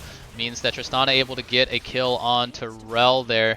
Got Strag back in the game, and yeah, let's see. Let's take a look at the next thing here. So the next fight here in the bot lane yet again, just another case of just teleporting. Diana again teleporting to this bot tri bush to initiate on to Mr. Chunks and Silent Voice. The Rel flash not going to be, or the Jinx flash not going to be enough to dodge out, but the exhaust comes down in time. But now Gordo Lee gonna walk in here and do so much work. 2-0-1 at this point, so definitely not running away with the game just yet. But look at how much he gets here with this teleport. Malphite gonna be the early focus, gonna be walking away from the rest of his team in that Death Realm. Gonna mean that the flash also got expended for no effect, and then the Encore. The Encore did so much this game, ended up giving Mordekaiser a triple kill there. And that really cemented Gordo Lee's presence in this game as this unmovable object for Andyland, or that Strag had no way of moving around. Alright, let's take a look at one last fight, which is that crucial Baron fight. So, double teleports available for both solo laners of Strag meant that they had a very good chance at turning this fight around, but crucially the unstoppable force was not available from Malphite. So even after Kato comes up with the crucial steal, not able to find enough lockup for Mistkiller to get onto the back line of Andyland. Notice Jinx and Seraphine standing away from each other, observing COVID-19 protocols, means that the Moonfall not going to find too much there. And after that, they were able to just turn around this team fight and able to pick up everybody when all was said and done. Nice snipe there from Mr. Chunks to slow down Karma for the eventual ace, which basically gave them the game 1 win. Alright, so we're going to give both of these teams some time to regroup. For us, it's going to mean another marble race. So let's go. So I have to say, just one last comment on the drafting in that game. While I did feel like Strag did win the draft, they did crucially let Andyland get away with the first pick Seraphine, like they've been winning with this entire playoffs tournament. Opting for that red 3 Yorick ban and looking for the Malphite to play weak side and not get punished by a carry in the top lane. And then Andyland just comes in with the Mordekaiser. I don't know if necessarily Strag was ready for that Mordekaiser at all, but now they know that that's a possibility. If I were them, I would definitely opt for the Seraphine ban. Oh yeah. And just try to pick alternative picks that can deal with the flexibility of Andyland's drafting capabilities to play carries in the top lane. Yeah, I agree. Both Joshi and Gorda Lee have some nice pocket picks that can be carries in the top lane. So not going to be comfortable, or Strag shouldn't be comfortable just blinding a weak side top laner like that. Okay. Sorry, Zenzen, what is? Oh, there we go. Well, let's get you in here. There you go. Yeah, I'm very curious to see what these teams do to adapt after seeing, sort of this first opening fire, this first opening game, because I don't think that Strag was wrong to draft the composition that they did. As you said, Tiggy, it was a successful team, and it showed promise a couple of times in these fights. But I just think that Seraphine was so much of a problem for them in that game. And so I'm wondering what adaptations you do to the draft to maybe take that one away, or maybe pick it away if you absolutely have to. To a certain extent, I would be okay with the salty run back, but it does require that they're able to actually get on top of the Seraphine and Jinx when they pick these dive-centric base damage reliant champions, or else they'll get mowed down by 80 carry and the staying power of the heals from the Seraphine and the excellent counter engage in the form of Encore. Yep. So Seraphine, for some reason, just not been a ban against Andyland, and they've been happy to pick it. They picked it both games against Double Jungle Gap in the semifinal. It was let through again in game 1 here, so let's see if Strag learned their lessons. Okay, speaking of lessons, let's teach some kids how to race marbles, shall we? Okay, so Pizza, we'll give you the honor of picking the track this time. What stands out to you? I see that 4-minute average time Marble Centauri too. Or is that too long? Shall we go for a quick one? Let's go for like a medium length one. Yeah. All right. How about Twists and Turns 2? Twist and Turns 2. Okay, let's do it. 5. Got it.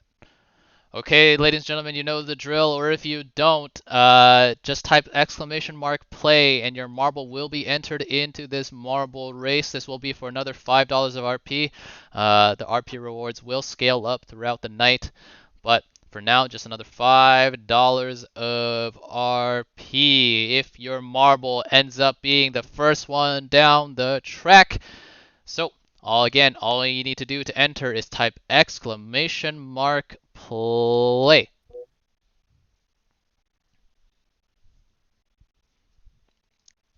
Let's get it popping. All right, already up to 27 marbles after 24 in race 1. Let's see if we can get 50 marbles rolling down the track by the end of the night.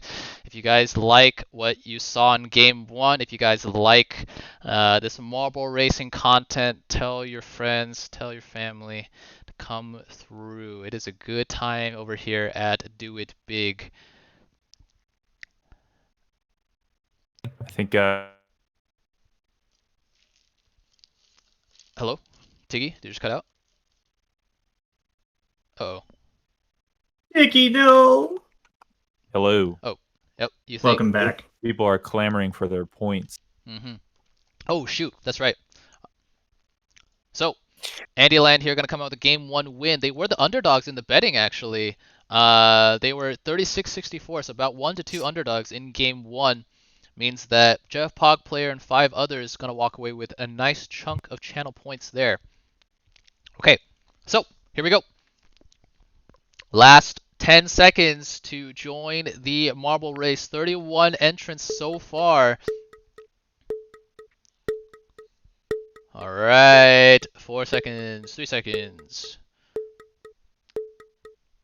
Here we go. Ooh, Kato gonna come in with the last minute entry here. So 32 marbles rolling down the track. All right, big funnel here to roll down towards twist and turns 2. Round and round we go. Ooh, AP Sona. Nice little Sona skin. Oh, what up, Tiggy? I see you. There's Kevin, as always. Okay, so coming out of the funnel here, looks like Humble Donut going to be in the early lead. Ine not too far behind here. Akuji, 3 Do It Big players here contesting for the lead early on. Akuji going to be first one out of this first little race here. And let's see though. All right, going to go down the left while Ine and Humble Donut go down the right. No one really contesting these early 3 just yet. Okay. Oh, okay, now we got a lot more people circling the drain here. But again, still Akuji. Oh, look, all 3 of these guys just holding hands so close to one another as we again keep going down further and further. Another funnel. This track is kind of recycling itself at this point, but it's okay. All right. Akuji going to try to separate himself now from Ine and Humble Donuts. Joshi is in 4th here. Look at this glorious man lying down on a pile of leaves. Okay. All right, the propellers here going to try to slow down Humble Donut. Akuji already passed them. We're coming up on the end here. All right, outbound battery. Oh, what happened here? Oh, I think the game is really bad at judging who's in first when they're going around these loops. But, oh, Ine, it's going to be close. All right, Ine gonna drop into the pit just ahead of Alk Battery and Akuji to come away with the win here. It was not keeping track of the other side of the loops, but as it stands, Ine gonna come in with the last minute push to pick up the win in the second marble race of the night. As a founder, one of the first 10 subscribers to the channel and a long-time sub, congratulations, Mo. I'm going to walk away with a $5 of RP here. Just a reminder for the viewers, we will have more throughout the night. So if you missed out this time, don't fret. You'll have your shot. Okay. Always 9th place. Always 9th place. Tiggy, look at you. Sage. Okay. So, again, 2 more races tonight. After each successive match point, we will have another race. Okay, so, okay, we done. Start whenever. Alright, so there is now going to be a ad break where we watch some League of Legends, and then we'll get back to the marble racing content. But we're going to load in a game 2 now between Strag and Andyland. Andyland came out on top in game 1. Let's see what adjustments are made here. Strag has chosen blue side here. Probably to maybe take away that Seraphine. Looks to be identical bans though, thus far. Vlad and Olaf. So I don't think they were not getting much out of their counter picks. Usually bot lane is not very strong with the counter picking, and they picked both their solo lanes in the first 3 picks. So maybe if they want to keep that draft strategy of picking double solo lanes first, valuing the first pick is probably better for them. Also, when it takes away the first pick Seraphine potential, we see another Yorick and a Vlad ban again. I think Hecarim was their other ban in the game. We'll see. Maybe they won't ban it and pick it up for themselves this time. Let's see. I think Andyland banned Hecarim. It was Andyland with the triple jungle ban. They went Olaf, Viego, Hecarim. Right. They banned Vlad, Yorick, and who else they banned? I can't remember. But I wonder here if they're angling for Seraphine first pick here. If Strag. See, maybe if Andyland adapts and bans it away themselves. Rel. So reactionary ban here, the first adaptation, if you will, going to come in from Strag. Not a big fan of the disengage that Rel offers, so Silent Voice not going to have that as an option here in game 2.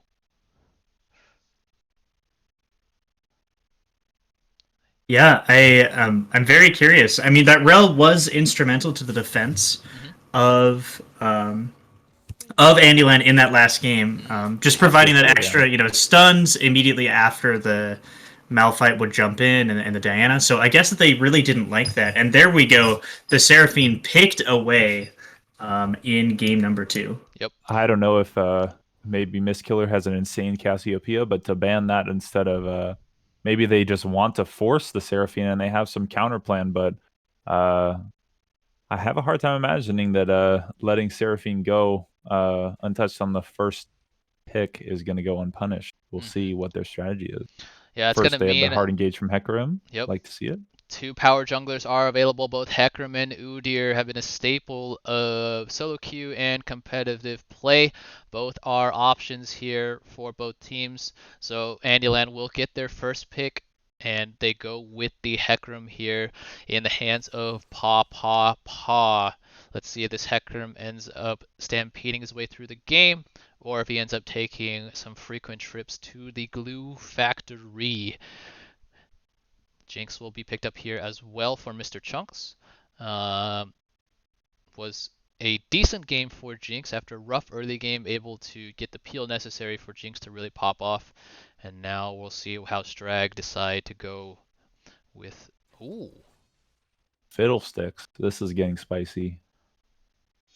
Oh man, I love to see Fiddlesticks. I'm interested to see what the matchup into Hecarim is like, because Fiddlesticks really well known for his ability to clear the jungle incredibly quickly if you do it correctly. So maybe some counter jungling potential. Also has a really good interaction with just that point and click fear, able to stop Hecarim in his tracks and maybe slow down and engage, but you got to be quick on it. Here we go with the Diana again. They're just looking for Wombo Combo City here with just the ultimates. Press R and run at them. There is so much AP damage. Comp.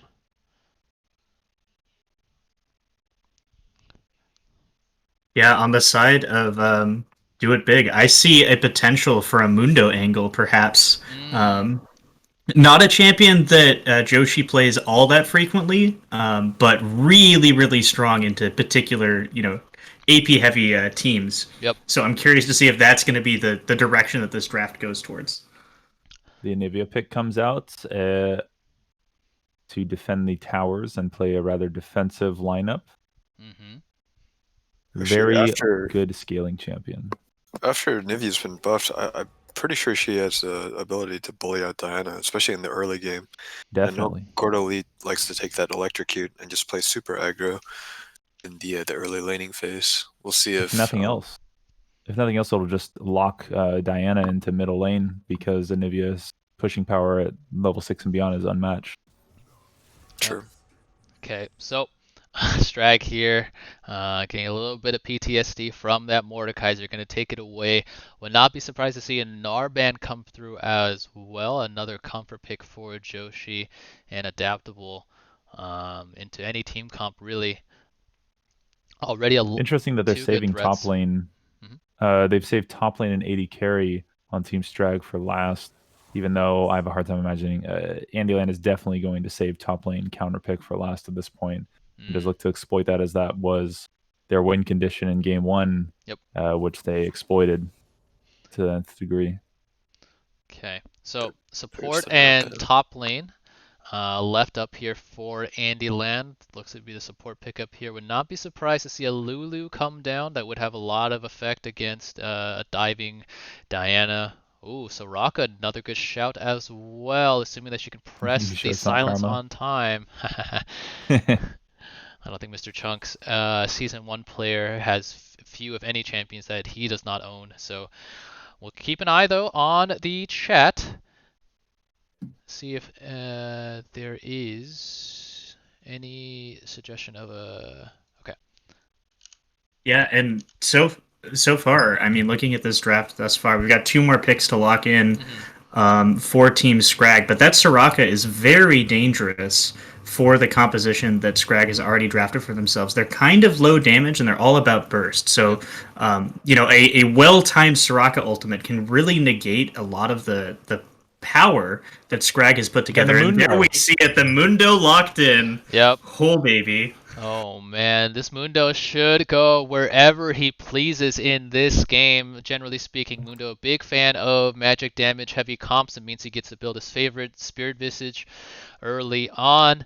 And into the Jhin. The Jhin, Jhin is not a tank killer perhaps either. with 6 items, but he's not a tank buster. Nope. Mundo is gonna, if he does not get entirely curb stomped early on, he is going to wreak havoc this game. Oh yeah. Here, it's going to be just another exercise for Andyland. Now, on the opposite side of the Seraphine pick, let's see if the carries of Andyland here are well positioned. We saw what happens when the carries dive in, just hand over fist. Means that they're going to get charmed up there by that encore that extends from the divers. So if Anivia and Jinx position social distance themselves away from a diving Hecarim and Mundo, they're going to have a lot of time to free fire because this Mundo is going to buy so much time for the backline of Andyland to deal their damage. Okay, so with the comps locked in, going to quickly put up the second prediction. There we go. All right, put up those channel points, ladies and gentlemen. Sorry, go ahead, Zane. I was just gonna say, if I were a betting man, I'm looking at Andyland's team composition, and it just looks unstoppable. I'm trying to imagine. I think that there's a possibility that we see like a heavy focus on top lane to shut down the Mundo. Yep. You do have a lot of crowd control of the Cho'Gath and the Fiddlesticks. Maybe you put them 2 levels down, and then you're able to play the game, and then you can hope for team fights. But then you have to deal with the scaling from Anivia and Jinx, and God, it just seems really scary for Scrag. I'm excited to see what strategy they put together to make their comp work. I think you have to rely on that burst damage. I definitely think camping Mundo is the call here. See what Fiddlesticks is able to do, though, in combination with the Cho'Gath on top lane. It's a lot of crowd control there. Maybe they can get something done before Mundo gets that very important ultimate at level 6. What I would definitely say, at the risk of caster cursing, that I have to agree with you, Zenzen, that Andyland won draft here. But, Red side won draft last game, and look where that went. True. We'll see. The power of the blue side in the Seraphine first pick is not to be understated, albeit it is Seraphine support. Definitely weaker than the Seraphine mid lane, but still Seraphine nonetheless. Okay, so about a minute left on the spectator delay. About 3 minutes left for you, the viewers, to put up your channel points on either one of these teams. This will not be the final game either way. Strag looking to even up the series at 1-1. Andyland looking to put Strag on match point with another win here would be at 2-0. So we'll see here who comes out on top. Our casters here giving the draft advantage to Andyland. And not just from a team composition or a lane kingdom perspective, but I think Hecarim is definitely a stronger jungler overall than Fiddlesticks. I agree. Really be up to Kato to upset that matchup, but I mean, Hecarim has a lot of opportunities to succeed here with a immobile mid and an immobile bot to gank and just come from behind and gank the hell out of them. Yep. Okay. So, go ahead, Zane. Oh, all I was going to say is that once again, I think that I'm very interested in watching this mid lane matchup.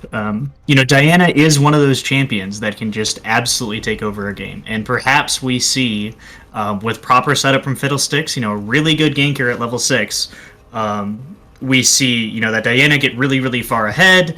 Maybe they're just able to pub stomp the team fights and then move on from there. I think that's going to be Scrag's best way in if they can't find an advantage against the Mundo.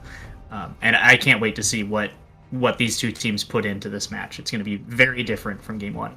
Yeah. Another comfort pick here for Strag that I want to keep an eye on here is this Cho'Gath. This is what led Strag to their first win of the season over Andyland of all people. So we'll see here if Algae can replicate that success. But it's gonna be tough. I think this is not a particularly Cho'Gath like favorite game. Gonna have to walk through that Glacial Storm from Anivia, Looking among at other things. invade from the Cho'Gath here, a very strong level 1 champion with the AoE Rupture. Yep. We got the 5-point split from red. It's going to get spotted out by Anivia here. Yeah. Will not end up getting anything done. Both junglers likely to start bottom side pathing to that top side. That bottom lane leash. And Andyland actually gets the ward on the red to counter that 5-point invade posture. Okay. So we'll have the information. Hecarim might even be starting topside here. They have no idea what Hecarim is doing here. So instant credit to Andyland here on the setup for level 1. Okay. Fiddlesticks at level 1 does not get the sweeping aspect of his little effigies until like level 5. So this ward will spot Fiddlesticks getting a leash on his red buff. And if both junglers here start bot side, it's going to favor Hecarim here. Fiddlesticks does not have a lot of dueling power early on, especially if the other jungler has CC, which Hecarim does to knock him out of that drain. That 4-shot leash from Jhin, it's so fat. Oh yeah. You love to see that as a jungler.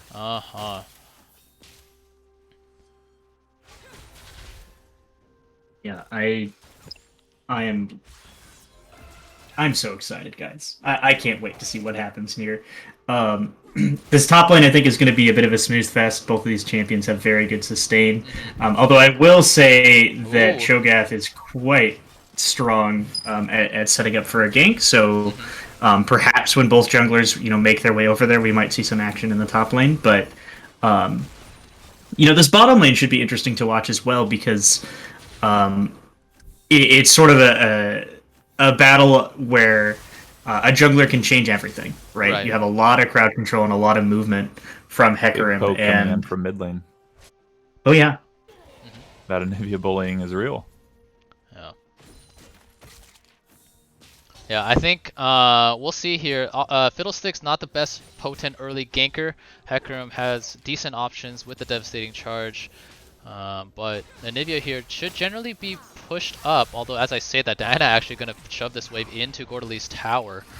So both junglers though will be on their top side at around the 315 mark.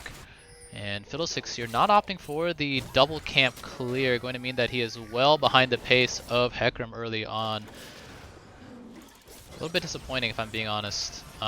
Fiddlesticks very, very healthy, and Kato should be aware of the double leash, but not going to opt for that. Going to mean Hecarim is well ahead of his counterpart here in terms of clear. Mistcaller opting for an early back will allow them to have full health and mana for a potential fight at the Scuttle Crab if that one develops. But we do see a push developing for Gordo in the mid lane, so as well as a push for the top lane. So it might be pretty difficult to get in here. Note that for Hecarim Strag. has no E.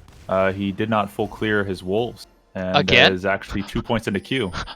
I don't know if he even touched the wolves this time, but they are up. Okay. Looks like it won't be an issue here, as Mundo is going to be throwing those Mundo files left and right to dissuade the roam coming in from Fiddlesticks, and now going to be a gank here. Here we go. Mistcaller going to be overextended, going to be shoved towards the turret. This might be a dead Diana going to try to flash over the wall. The wall of Anivia, though, going to mess up with Diana's pathing. Let's see if the Flash Rods gets immediately detonated there. A bit unfortunate, but Mistcaller going to walk over the speed, trying to maybe give Diana the chasing power. Okay, nope. Okay, doesn't matter. In the end, Hecarim just going to go and double crab up the Fiddlesticks here, who takes his time to walk over to a Krug camp that is most definitely dead. And a lot of time being wasted now by Kato as he potentially looks for a gank onto Mundo, but Mundo going to Flash is burned. Gosh, he doesn't have it. Oh, here we go. The Rupture going to land. Let's see if there's enough damage, though. Oh, flash in, and go. There it is. Algae able to pick up first blood with the Cho'Gath spikes onto Joshi. No flash available, as you mentioned, Zane. So good kill there for Kato, but this Hecarim taking no time. going to be now counter jungling away. The Fiddlestick's going to be so far ahead of his He's gonna grease counterpart. For these Krugs though. Ooh, his bottom lane is not there. I really hope he learns. Okay, we see the Regal coming out. Very good. Okay. All right. Yeah, still, this is a big lead in the jungle, at least in terms of CS for the Hecarim, which is a good sign for Andyland. They really would prefer to see this Fiddlestick sort of neutered and off and stuck, because I believe that this Fiddlestick is the key to kicking off this early game. You have a lot of gank potential when you hit that level 6, but if you're delaying the time, it's going to be less and less effective. As we see, this Fiddlestick's jumping into the jungle, but he's not gonna be able to find anything. I'm really curious about this pathing here for Kato. Skips over his own Krugs to walk into the jungle of Hecarim, and now going to potential emphasis on this early Infernal Dragon. Now that the Scuttle Shrine is officially gone, Soraka is able to spot Kato here.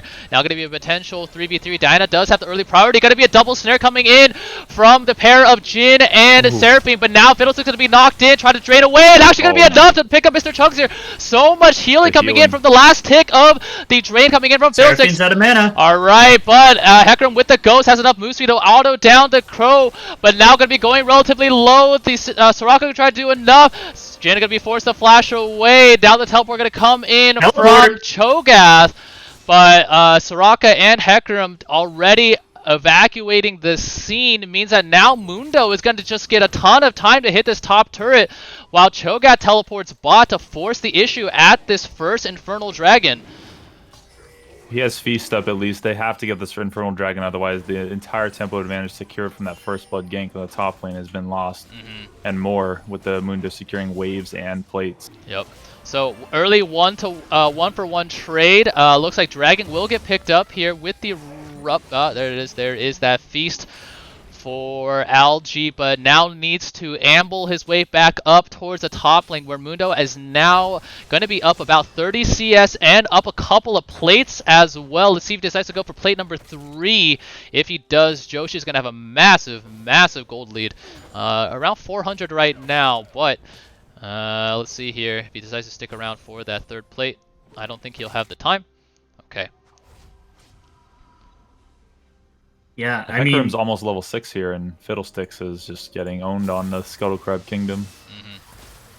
That kill doesn't solve his XP woes. He's still having quite a delayed level 6 here. He might even hit it later than some of the bot laners. Yep.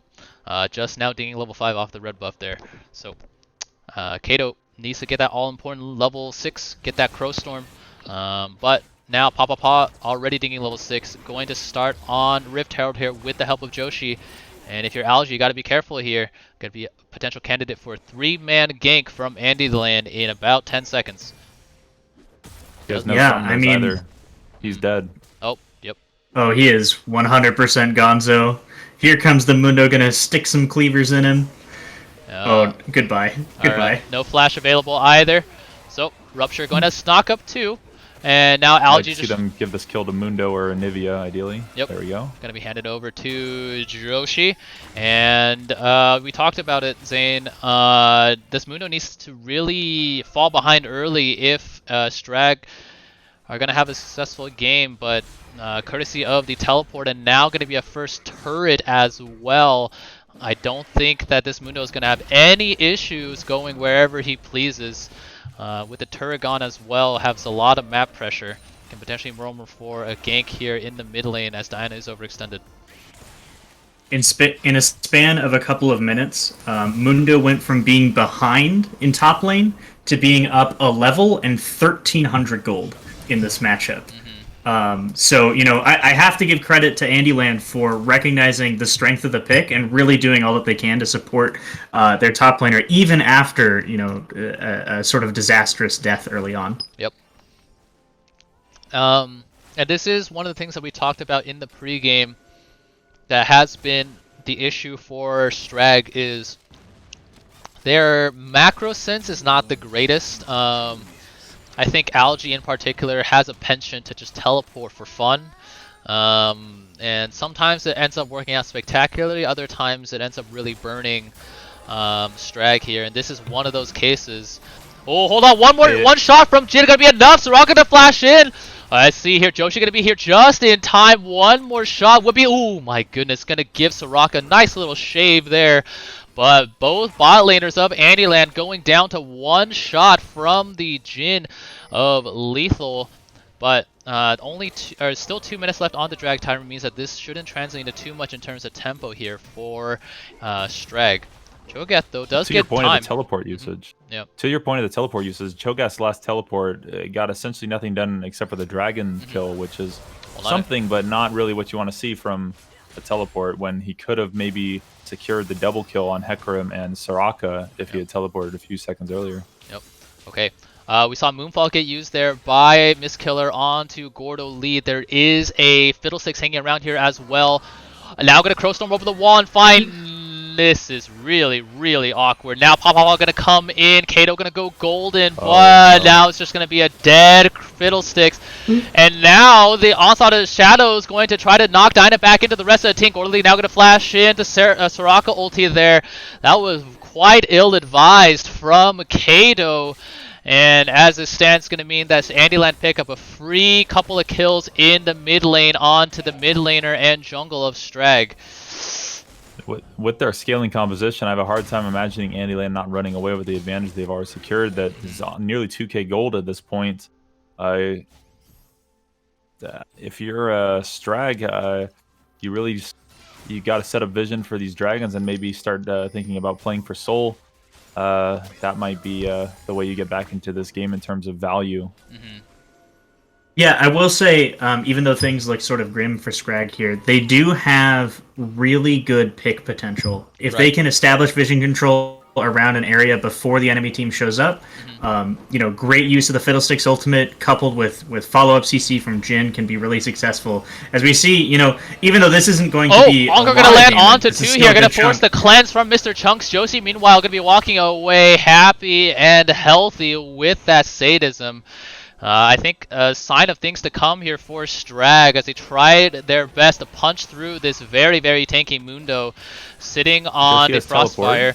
Now Kato going to be separated from the rest of his team. This Fiddlestick's going to go down here. Going to be a double Moonfall though, landing from Mizkiller. Alright, the Soraka is dead. Anivia is put in egg. A couple more autos going to be enough, but the Mega Death Rock going to do so much damage. Papa Ball going to go low as well. Going to be sent to the Glue Factory. Joshi running for his life. Let's see if the Rupture comes through. It will knock up Mundo here, but the Rocket's raining in now from Mr. Chunks. Okay, so far it's going to be a 3-4-2 in favor of Strag. No feast available for Cho'Gath means I don't think they're going to be confident to start on this Mountain Dragon. Instead, going to offer a potential reset. No, Ping's coming down onto the Honey Fruit here. Okay, so let's see here. Strag going to stick around, but Teleport going to come in from the now fully healed up Mundo. So retreat now going to be the call. Cho'Gath needs to reset and teleport if they want to actually contend for this. Diana does have teleport as well. Yep. All right, Diana has teleport as well. There is a ward here that they can teleport to, but now Downward gonna come in right on top of a silence from Soraka. Mizkiller gonna be heavily overextended. Alright, looks to be walking away. The Mundo file not gonna land. The Crowstar gonna come in, but it's gonna be 1v4 for Kato. Should fall down shortly. And now this Mundo, look at him just soloing down the Diana. Mr. Chunks though did get picked up by the Fiddlesticks. Now Algae is here as well. Feast is available, but Soraka do enough to put Papa out of Feast range. And now this Cho'Gath will be overextended. Jin and Seraphine separated from the fight means that the engage here around the Mountain Dragon going to favor Andyland. Only Chunks going down here for Andyland for 3 members on Strag. Yeah, great play out of Andyland, really able to secure their advantage and further cement their lead. Now up 2,000 gold and tying up the Dragons 1-1. They played so smoothly. Even though at the start of that fight we see the teammates get separated. That's exactly what Mundo wants to see. Mundo would love to just stand and trade backlines because he knows that he's going to heal up to full health. Look at that man. Just been out of a team fight and is already at 75% HP just from passive healing. Yeah, Mundo when he gets ahead. 2-1-4 looking to go where he pleases this game, definitely. Oh yeah. Doesn't even matter that Jinx is 0-2-5 and getting picked off in these fights because the tank line of Mundo and hold on, Encore not gonna be juked here by Mr. Chunks, although the Rupture did crucially get juked out there. But okay, so the Feast plus 1 more auto from the Seraphine able to lock down the Jinx, but not the threat that Strag need to worry about here is this Mundo. We saw they're confidently striding forward and just locking up the Diana in a 1v2 scenario there around the dragon fight, and it's only going to get worse for Strag, especially if Strag can't get some kills onto the Scholar here on this Jhin, their only source of AD damage. Yeah, so I do have to give credit where credit is due, though, right? Because Scrag are taking the steps that they need in order to get back into this game. If you can't contest the Mundo in the sideline, you have to do stuff elsewhere, but here we go, might be in trouble. Alright, Seraphine gonna get engaged on by Gordo Lee, but now gonna be the counter engage on the Silent Voice. Exhaust gonna come through, Onslaught of Shadows gonna come through as well. Oh, the Mega Death Rocket gonna find the kill from downtown on to Aduhea. Now is Diana gonna be over, Sand gonna go golden, try to buy some more time for it, back up to arrive. Mundo. But gonna be Zanya Zing right on top of the chompers of Mr. Chunks. Gonna be 3 kills now in favor of Andyland as it pushed out onto this turret. At 16 minutes, Andyland here in a strong position. Now starting on this mid-tier 2 as well. We've got a fantastic siege set up here. Jinx and Anivia doing work, but they're just going to leave it be with the low death timers, low respawns coming out from Strag. Yeah, Strag did manage to pick up the Rift Herald. We'll see what they're able to do with it, though. Yeah, I mean, just as I was about to praise Scrag for their intelligent decision-making, they had that opportunity to get the pick on the Jinx up top, and then you easily transition that into a Rift Herald. Maybe you're able to, knock down a few turrets, get some gold onto your carries, but just walking into a fight that they weren't prepared to take and reset back to being behind yet again. Okay, so Andyland almost has a 5k gold lead right now. That's a lot for 16 minutes. Oh, yeah. You definitely cannot step in these team fights without perfect execution and still have to rely on these picks. And like you said, they can't really do anything in the side lane. Mundo can 1v2, 1v3 at this point.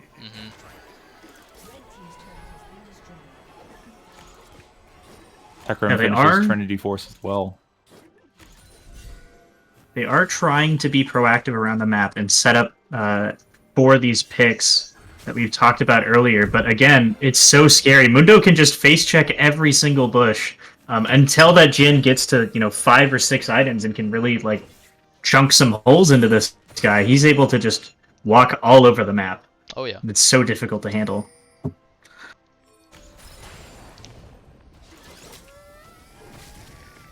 Okay, so Andyland here content to play a little bit more slowly. Cloud Dragon or Cloud Soul will be the name of the game in game 2. The first Cloud Dragon about a minute away from spawning. Fiddlestick's gonna be isolated now. Pa gonna jump on top of the Fiddle with the help of Gordo Lee, who is now on a rampage. 6-1 and 6 on the little ice bird in the mid lane. Meanwhile, Diana gonna try to do her best to respond on the opposite side of the map. Is relatively close to the the top tier 2 turret here, but Andyland here with all of the tempo dictating where and when they want to go for these plays on the map. Strag got to be careful to not let history repeat itself here, as they are now potentially looking at a pick coming in their own bot side jungle yet again. All right. Fiddlestick's likely not to get much done at all in this game until he can find that Zhonya's Hourglass completion. He will just get blown up at this point. Yeah, and it's especially tough for him now because in addition to, with those early towers falling the way of Andyland, his jungle is no longer his own, right? Fiddlestick's famously known for being a really powerful farming champion in the jungle, but at this stage in the game, where are you going to get that money to build that Zhonya's? It's just really difficult. Yep. Let's see if we can find some kills. Cho'Gath can be walled from the rest of his team, taking just a little bit of damage, but the Rupture going to land onto Silent Voice here. The Cho'Gath flashed in curiously there, but now Hecarim going to set on top of the Jhin. The Mistkiller going to try to pull Hecarim away. Seraphine ultimate gets used as well, but Cho'Gath going to be isolated here, going to be knocked down. So is Fiddlesticks, and now Jinx is here trying to pop off. Alright, Mundo now walking towards Seraphine. The devastating charge, able to pick that one up, and another 3 kills in Andyland's pockets, as well as the Cloud Dragon just running away with the game. And Strag not able to find anything in return just yet. I like the idea from the Cho'Gath, but in practice, Q flashing on the backline would be good if you had follow-up. Right. And it did separate the team, but like you mentioned earlier, Mundo loves that separation, and they ended up having to collapse back on the Mundo and try to throw their weight into him, but they didn't even take away a third of his HP bar. Yep. Yeah. And I wanna emphasize 20 minutes into this game and not a single Grievous Wounds item yet completed. So Mundo really getting maximum value so far in this matchup. And to be fair, to give credit to this blue side team, how are you going to spend the money to Executioners is 800 gold. That's a lot of money in a game where you're already 7,000 behind. Yeah, Seraphine so, just picked really up the, struggling here. Seraphine does pick up the Grievous Orb here. So going to be trying to build towards that Chemtech Putrefier. That, ooh, hold on. Going to be a potential pick onto Gordo Lee. Let's see if the Rupture connects. It will, just on the edge. And now the Neva going to be overextended. This is a very, very big shutdown here, potentially for Strag. Going to go into the egg now. And let's see if they hand the feast stack over. No, instead. Alright, there we go. Big shutdown handed over to the Jhin. That is 900 gold, I believe, in the hands of the Scholar. So maybe a lifeline here handed to Strag, courtesy of a nice pick onto the Anivia near the mid lane. Baron is available as well. Cho'Gath, crucially, though, does not have Feast available, so not as secure as it could be, but now Soraka potentially overextended here. Look at this. Alright, here we go. The Crowstorm going to come in. This Soraka is going to be dead. Going to be handed over to the Jhin as well. Deadly Flourish able to pick up that kill. And now let's see if they decide to turn their sights towards Baron. Yeah, I mean, Strag, credit to them. They're getting the picks, and Andyland is a bit falling apart here, despite their huge gold lead, and they're not really playing the 4-1 with the appropriate vision or respect for the enemy pick potential. Anivia dies there, and then Soraka dies too, stepping up in the mid lane. Alright, they're going to peel off of Baron here and potentially turn onto Joshi and Mr. Chunks, but Gordelie is now available. Seraphine, Encore, not going to find too much, and now going to be a massive, devastating charge over the top, plus the onslaught of Shadows, going to be able to pick up Cho'Gath, and now the Cho'Gath is dead. Jinx popping off, double kill for Anivia, double kill for Jinx. I wanted to mention Pa just hanging around in Strag's own jungle, unbeknownst to Strag, and a devastating onslaught of Shadows over the top. Plus the lockup coming in from Mundo was enough for Jinx to get those resets coming in. So the momentum all of a sudden dead in its tracks for Strag as Baron and 4 kills are picked up by Andyland. The pop-off is real. 717 on the Hecarim, getting the flanks, getting the ganks. What is I just wanted to say, like, the Andyland frontline carries are absolutely smashing and breaking this game wide open. As you said, 7-1-7, up 60 farm in the jungle, which is difficult to do, by the way. And just slamming this team from behind. It's really difficult to see an answer here. They have had a couple of pickoffs, but this Cho'Gath is not long for this world. Okay, he does manage to escape at the tower. Yep, he'll use there by Jhin to get his top laner to safety, but no let up here from Andyland as these Baroned up minions again pushing down onto this mid lane inhibitor. Encore not available just yet. Look at this Mundo just striding around in the face of, crucially, the Hextech Rocket Belt used there to get away from the wall right before it came down. Otherwise, Fiddlesticks would be separated from his team yet again. The Rocket's going to be able to pick up this mid lane inhibitor, and now with a pushing top wave as well, this siege is not going to be over just yet.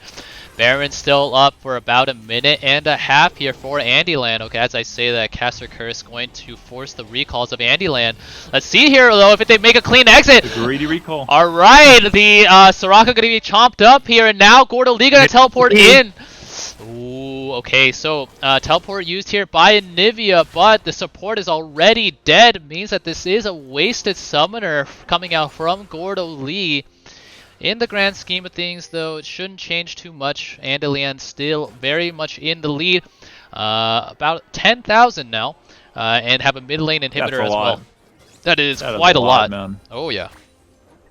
Yeah, they do have a very small window here where they can establish vision control of this Dragon Pit before the members of Andyland really regroup. So this is their one shot. They have to find a pickoff here, isolate a target, If they're able to group up again, there's no way.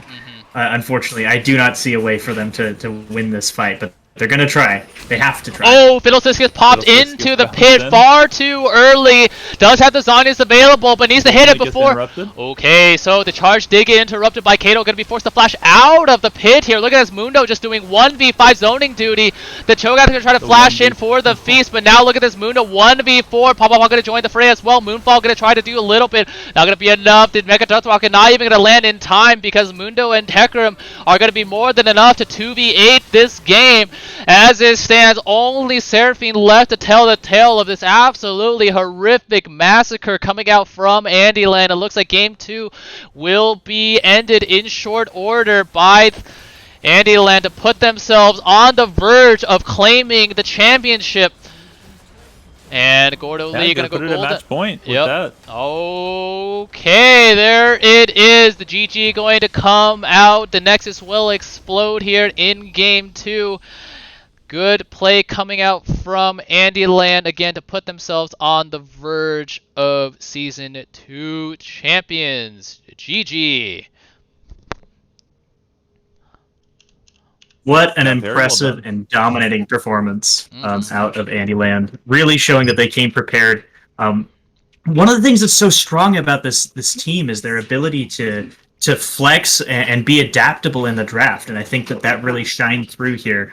Where we saw, that early commitment to triple AP threats on the side of Team Strag, and unfortunately, it just didn't work out for them. They had the Mundo prepared, and the Mundo delivered that game for them. Yep. Okay. Let's take a couple of looks at the big plays in this game. Early game, it was a fight forced by Strag after finding a couple of snares onto Mr. Chunks here. And actually, Kato did a lot with the Drain here. The last tick doing so much damage that was not expected, I think, for the Jinx, who did not take heal. But the power of a Soraka that is not taking any damage means that this Hecarim, with the power of the Soraka heal, is more than happy to continually charge forward. And gonna force the Jhin Flash as well. A teleport coming in from the Cho'Gath here. And this really put Mundo on track for success early on, as he would not rejoin top lane for another minute and a half, really sticking around to secure the dragon before walking back up towards the top lane, meaning that Mundo was able to claim 3 plates as well as a massive farm lead. Take a look at the next big fight in this game. The Jhin really struggled to find relevance in this game. I would have preferred to see a tank busting pick, but of course it's a bit hard to anticipate the Mundo. Yep. These counter picks coming out of the top lane are really brutal, securing Draft Kingdom for Andyland. All right, bit of a life here though for Strag as they force onto this very, very narrow choke point. But at the end of the day, it ended up being a 2-4-2, and Strag were able to get back onto the map. Or no, sorry, Strag. Andyland were able to get back onto the map early enough to give them the positional advantage. And on the reforce here, look at Mundo 1v3. Ends up being 1v2 as Kato tries to dive in here, but Jhin not really able to get in using the curtain call from far away, but by the time he was able to get into auto attack range, all of the frontline peel had already died. So meant that Andyland were able to walk away with the dragon and really start the snowball here. You guys mentioned it. If this Mundo doesn't get bullied in the early game, gonna have a good time, and Joshi definitely had a good time this game. Pa as well. Really, the top side of Andyland did very, very well this game. So pretty happy are the Pa posse. Okay, let's see if we have one last big fight at Baron, it looks like. Oh, yeah. Okay, so let's take a look here at what's set the table for this fight. Okay, here we go. So it's actually a Baron attempt started by Strag after a couple of disjointed picks onto Andyland, but the first of those picks, Anivia had already respawned, and Mundo able to buy enough time. Keep an eye here on the Hecarim, who has been unsighted. The Seraphine Encore only landing onto Mundo meant that this devastating Onslaught of Shadows just did so much work, and all of a sudden, Jinx able to get those resets, get the rocket autos raining in from the other side of the map, really. Able to pick up the defining teamfight win for Andyland. After that, it was Baron into just pushing down onto the base, which wrapped up the game here for Andyland to put themselves on series point. GG. Okay. Yeah, what a game it was. It's just so good. Yep. Textbook play at Andyland, and now,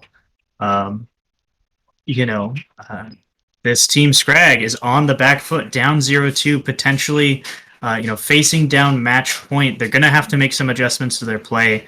I'm confident that they're going to be able to pull something out to make this game really dynamic. They've had moments of brilliance in this series. They've been able to catch people out. We've seen that wombo combo with the Malphite and Deanna work. Perhaps they return to that in Game 3. But they need to find answers, and they need to find them quick. I would like to see the red side from Team Strag, and I would like to see the Seraphine banned away, because I don't know if Misskiller plays it in mid, but I don't think it's a very strong support. Not even the same class as it is in the mid lane. It's not as strong of a pick for them, and if they have to ban it on blue side, that's less than ideal. Also, a red side pick might actually allow them to pick up more counter picks, because I think they're just getting lane kingdom to a certain extent. Although the CS differentials might not be as important as the cataclysmic early game team fights that have happened, but I think a red side might end up working out better for Team Strag, especially if they can maintain that top lane. I think the Cho'Gath pick into Mundo is fine, but maybe allows them to pick more appropriately in the other roles as well as answers to what Andyland is doing. Yep. Okay, we're going to get the lobby set up here for Game 3. As we did go up 1 match point, we're also going to get another marble race. So sit tight for that. We'll get that set up as soon as we make sure that we get this lobby set up. Tiggy, you're in here now. Okay, cool. Okay. I'm in there, dog. You in there, dog? You in there, dog? You tucked in there? Okay, so again, we're gonna have another marble race. This time it will be for $10 of RP, as Andyland bring it up to 2 games to nothing over Strag, but Strag are comfortable playing with their backs against the wall, so now they're down to their potential last game of the season. We'll see what they come up with. But first things first, we're going to have a marble race, and Chungus, who's now joined us on the desk, will give you the honor of picking the track here. So, what catches your eye, my friend? The dojo. The dojo. 1 or 2? Oh, 2. The red and red. Okay. Alright, we're going to do the dojo. Okay, ladies and gentlemen, this will be for $10 of RP. If you guys don't know the drill, you should buy now. Okay, so all you need to Give me my points, Roger. Oh yeah, I earned them. True. I always forget. All right, Andyland here.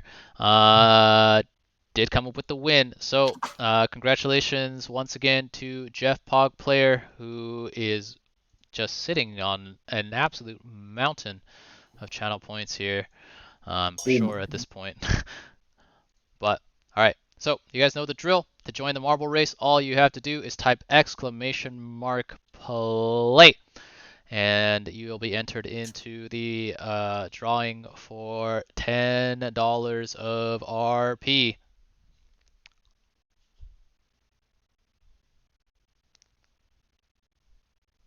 $10. We'll give another minute here, and then we'll get this race rolling as well. I've got to win this one. Oh yeah? Surely. Surely.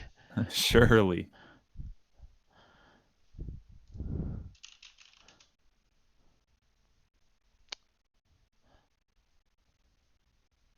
Okay, We'll give another 30 seconds here for those last straggling marbles to get in onto the dojo. This looks like a fun map. I think we did this one time, but don't remember too much about it. As it stands, it looks pretty neat.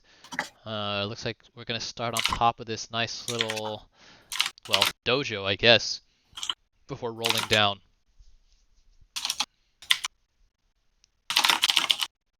Go straggling marbles. Okay, so, alright, last minute entrance. We're actually losing marbles here, a little sadly.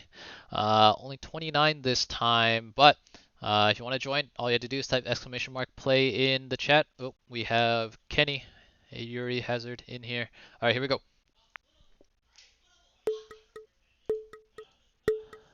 Okay, so 5 seconds to join the race. Here we go.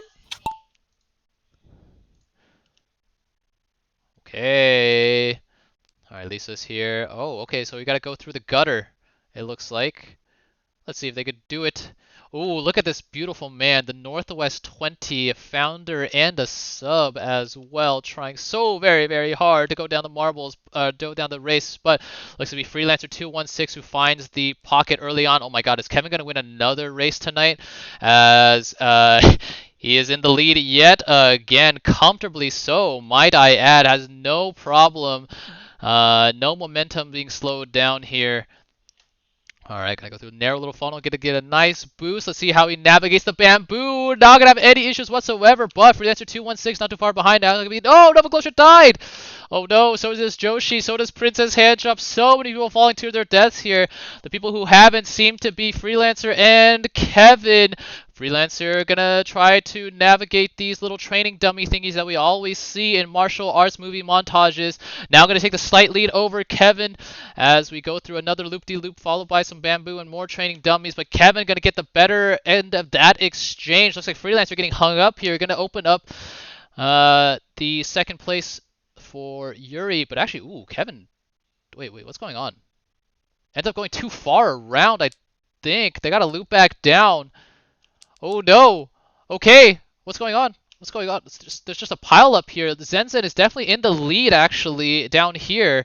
Oh, never mind. It's going to be 7 Alexiga. Sorry if I botched your name. I'm just going to call you Alex. Alex here going to now try to navigate through the third set of training dojo dummies. Ooh, Zane, you're doing pretty well so far. Going to be in the lead, actually. Oh no, but now you're going to get propelled back. Okay, it's gonna open up Celery Boy, who navigates through that last little training dummy with ease. These pegs gonna try to do their best to slow down Celery Boy. Gordo Lee! Oh, look at Gordo Lee! Look at Gordo Lee! He's gonna take the dub. Oh, ends up. I think Gordo Lee got into the pit first. Yes, he did, ladies and gentlemen. Look at this glorious specimen of a human being with this absolutely fuckboy selfie, if you want to call it that. So ladies, if you like what you see, holla at your boy. If you have 2,000 channel points, you can maybe ask him a question on the post game. So just look at this beautiful man dominating on the Rift. So can definitely carry This you game there is rigged. too. Oh my goodness. Oh man. Okay, that was a very close race. Zane almost came up with it at the end, but had a little bit of trouble with those training dummies. Gordo Lee gonna come out on top. Gonna be adding to his already sizable prize pool here. With one more win, he will earn himself $40 of RP as well. Celebrity Boy coming in second. Hashtags on grips in third. Okay. So that was the third but not final marble race. We will have one more after the series is over. Let's see if Strag will make us wait for that final race, if they can come up with a win here in game 3, shall we? So give me 1 second to hop back into, there we go. Okay.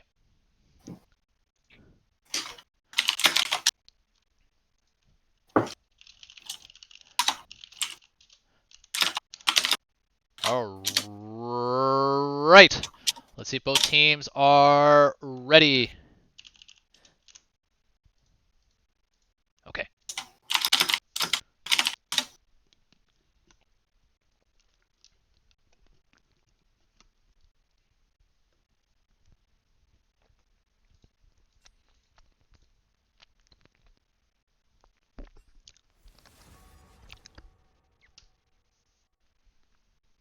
And here we go. Kicking off the draft strong, Olaf band ticked away yet again. Seems unlikely to be available for the Strags. Nope. It's working out pretty well for Andyland to ban out the jungle, as Kato's struggled to find significant impact across the two games. Yep. On Udyr and Fiddlesticks. Yeah, interestingly, the ban strategy has been relatively the same here for Strag. There's the Seraphine ban. I like it. We'll see what they actually first pick this time. Let's see if Yorick ends up escaping the first round of bans here as well. Could be a Hecarim first pick still. Worked out pretty well. The Cassiopeia respect. Yeah, I think the Cassiopeia ban is pretty interesting because with the way that Andyland has been playing these games, they've been sort of pretty traditional front to back, with the exception of these big flanks that we see occasionally out of the Hecarim. And so I appreciate the Cassiopeia ban because it sort of prevents a style that I think they would struggle with, which is, if they matched, if Team Strag was able to match carry to carry and fight front to back in straight up fights, they could see success. And the Blitzcrank gonna get locked in for game number 3 with everything on the line. Oh my gosh, guys, I'm so excited. And the Gnar, very powerful pick. As an answer to the Blitzcrank, you'd probably like to see the Ezreal Morgana absolute cuck, but we'll see if we actually end up seeing it. Yeah, this is a very, very, very early Blitzcrank pick. All right. There's the Yorick. All right. So with top lane being shown by Algae here, Gordo Lee should have no trouble picking up Yorick. I do believe he's going to be the one to pick up Yorick instead of Joshi. So we're going to see Joshi here in the mid lane. And what? No. In a moo. No. No. This is troll. Okay. Oh, maybe it's Joshi on Yorick, actually. Oh.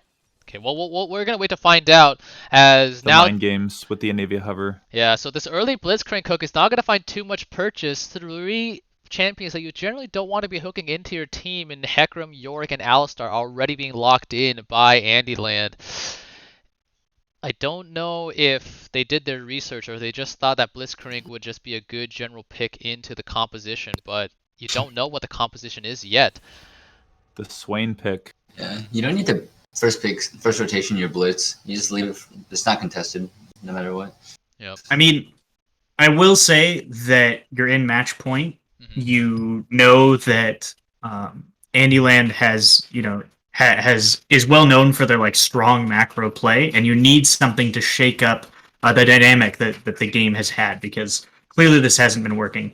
Blitzcrank is the king, the champion of pick potential, right? That's what he's known for, and I think that when paired with the Swain in the bottom lane, anything can happen. It's Swain AD carry or Swain carry bot. Yeah, that could be very interesting.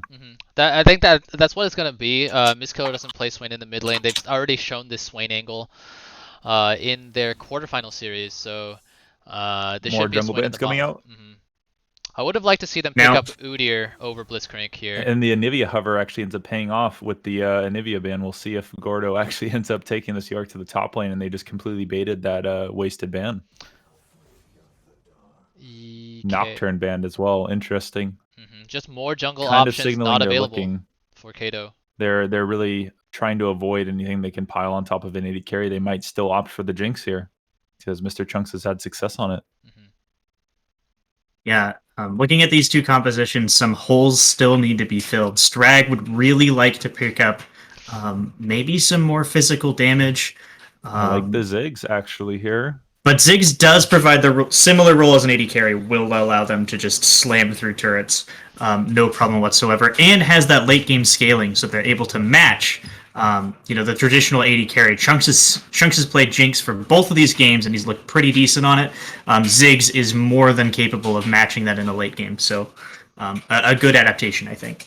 And if Andyland is looking to do that 4-1 split with the top lane carry, split pusher and Yorick, Ziggs can completely counter any mid lane 4-man pushes with his insane wave clear.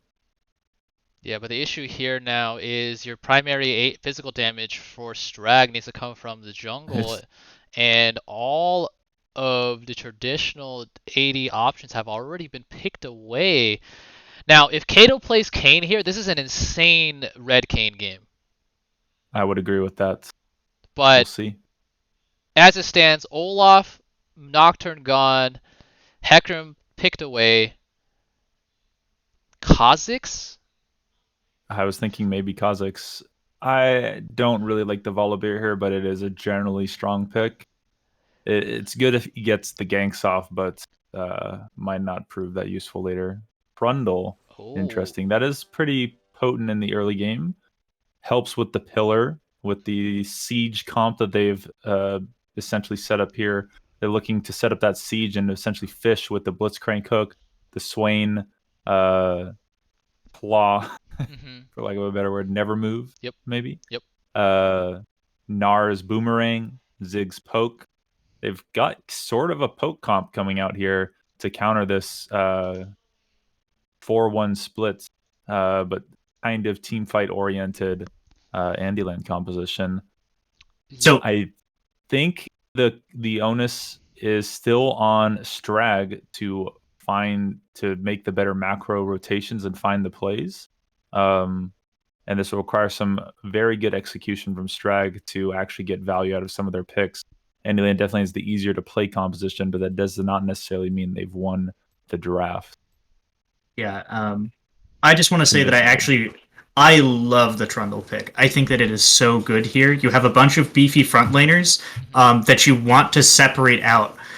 With Blitzcrank in your composition, you really prefer to try and fight things sort of one at a time. And Trundle gives you that flexibility with the pillar. If the Hecarim charges forward, you can put a pillar between on the Jinx and on the Twisted Fate, make it difficult for those champions to go in. And then after that, you've got 4 people beating down on one lone guy. Right. And that's going to be the successful way for Scrag to operate in these team fights. Yeah. My only concern again here is the lack of physical damage coming out on the side of Strag. Not a whole lot of consistent DPS, especially if Swain does not have the Demon Flare available. It's going to mean that they need to burst one of these options coming out from Andyland. And if you think about the Trundle Subjugate ultimate here, doesn't have a whole lot of value against Alistar. Alistar's tankiness comes from his ulti, which is just a percent reduction as opposed to just getting a bunch of resists. We saw Papa in the previous game not go for the tank build, instead opting for the Triforce and the Sterix, so not a whole lot of resistances to shred there.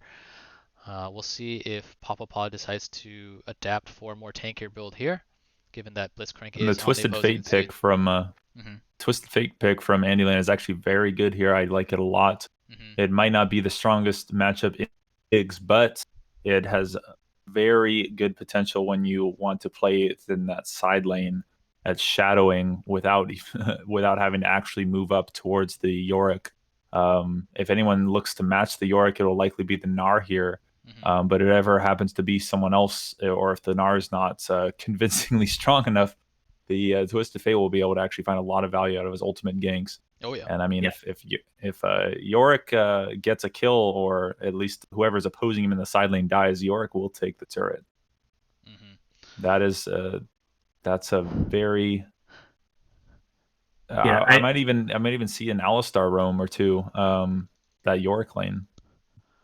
Yeah, Tiggy, I am 100% expecting a lot of focus in this early game being directed towards this Twisted Fate, because as you said, Yorick is going to be a constant threat throughout the game, and he has that added pressure from the Twisted Fate in the later stages. So if Scrag is going to be successful here, what I'd love to see is, making full use of Blitzcrank and Trundle, trying to get roams towards the mid lane and shut that down early so that that ultimate potential is less effective as we scale into the later game, where I think Scrag's team composition can actually shine if they get enough items, but they have to get there. Ziggs can do a great job at stifling or Yorick's side lane push potential by just simply moving a little stone's throw away and throwing that ultimate to clear the wave as well. Well, we're going to see, gentlemen, because the spectator delay is officially over, which means that we are going to start loading into Game 3, the potential match point for Andyland. But Strag are comfortable in this spot, backs against the wall here. It's a situation that they've put themselves in plenty of times throughout the season, and they've come up with some spectacular results. So, with their backs against the wall for the potential last time here, let's see if they can dig deep and come out with that Strag energy we've come to love. Look at this Blitzcrank skin, by the way, this newly released Blitzcrank skin, the Space Groove Blitz and Crank. Looks pretty cool. I would have liked to see an invade coming from Strag here with the Blitzcrank hook. Yeah, don't rule it out but just perhaps yet. To be expected. Don't rule it out just yet. Okay, maybe we can start ruling it out.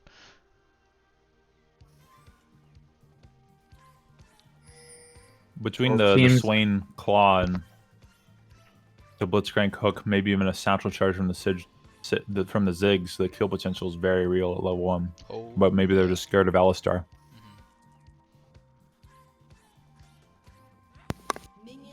I honestly wouldn't hate to see a late invade here.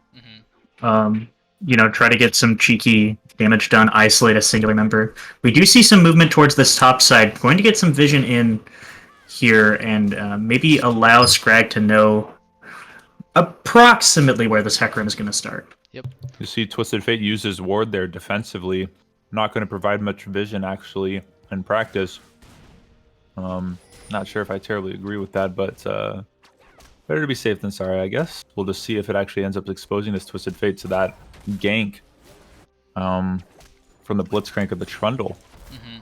I think the Hecarim starting topside specifically to avoid any potential early shenanigans that a Blitzcrank can introduce into the early jungle. Alright, never move though, gonna land onto Silent Voice, although the hooked, oh my goodness, gonna be barely jerked out there by Mr. Chunks, and the Jinx gonna get the early push on against this relatively short range mage that is Swain. Alright, let's see if these Yorick buffs have come good here. Sorry, I forgot to rearrange my champions on the side of Andyland as they did swap their mid and top laner for this game. But yeah, let's keep an eye on the Yorick here and see if these buffs end up pushing him back towards relevancy. Yeah, is going to struggle for a couple of levels here up against the Gnar in the top lane. Gnar, of course, famous for his sort of ranged bullying capability. He really does a good job of bridging the gap between melee bruiser champion that you traditionally want in the top lane, but also has that ranged harass component. Although, as I say that, he takes a massive chunk of damage from the ghouls. Yep. Again, that new change coming in. Yorick spawning those ghouls instantly will make his harass feel much smoother to play against or play with, and might bring him back to prominence in the near future. So Algae needs to take special care to dodge out from the Yorick E. That glob of mist will now summon any graves that have been planted by Yorick. No longer needs to reactivate Q. And there it is. Only gonna summon. Oh, actually, no, gonna summon up 4 more ghouls again.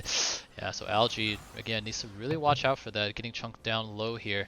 Hecarim though is pathing bot, as is Trundle here, but this Trundle clear speed is very, very slow.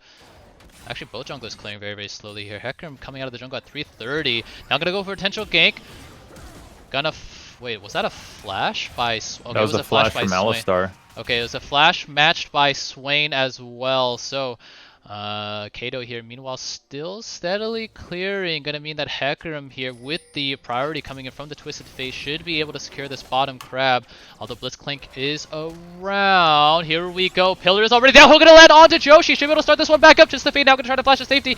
The Chomper's gonna come down. Kato beating down onto the crab. Able to pick that one up, get the healing as well. Ziggs is here, but so is Hecarim. Hecarim has Ghost here. Should be able to lock up Kato with a couple more autos. Q gonna be able to pick that one up. And now Ziggs gonna be forced to flash away. Not enough lockdown coming in from the side of Strag before Twisted Fate was able to flash to safety there. Means that first blood will get handed to Andyland despite the hook landing from Anuhea. Yeah, Blitzcrank still had the flash and the ignite there. That might have been enough to secure the kill. Hook gonna land here onto Alistar, gonna potentially yoink him back into turret. Oh, the Swain passive was not available? I don't know. As it stands here, Alistar gonna be relatively tanky enough in the early game to withstand that poke. So, Blitzcrank has been landing the poke, but the kills have not been confirmed yet. And now Swain a little bit low on mana here as well. Yeah, I mean, that bottom lane with the Blitzcrank and the Swain, they do have really powerful moments of strength, and they tried to use them in that hold on. bottom lane skirmish. Oh, goodbye. Yep. Does get the hop, and now gonna flash to safety. That devastating charge gonna come through, not in time, so Gnar will live, but is forced to expend flash. And Yorick now is going to freeze this wave near his side of the lane and recall. So teleport is available for both top laners. Let's see if they decide to use it here, or if they decide to just walk back into the lane. Looks like Algae going to hold on to his teleport. Again, is a big fan of making those teleport plays and picks up a Merc Treads here as his first buy. Do you guys agree with this as the first purchase for Gnar against the Yorick lane?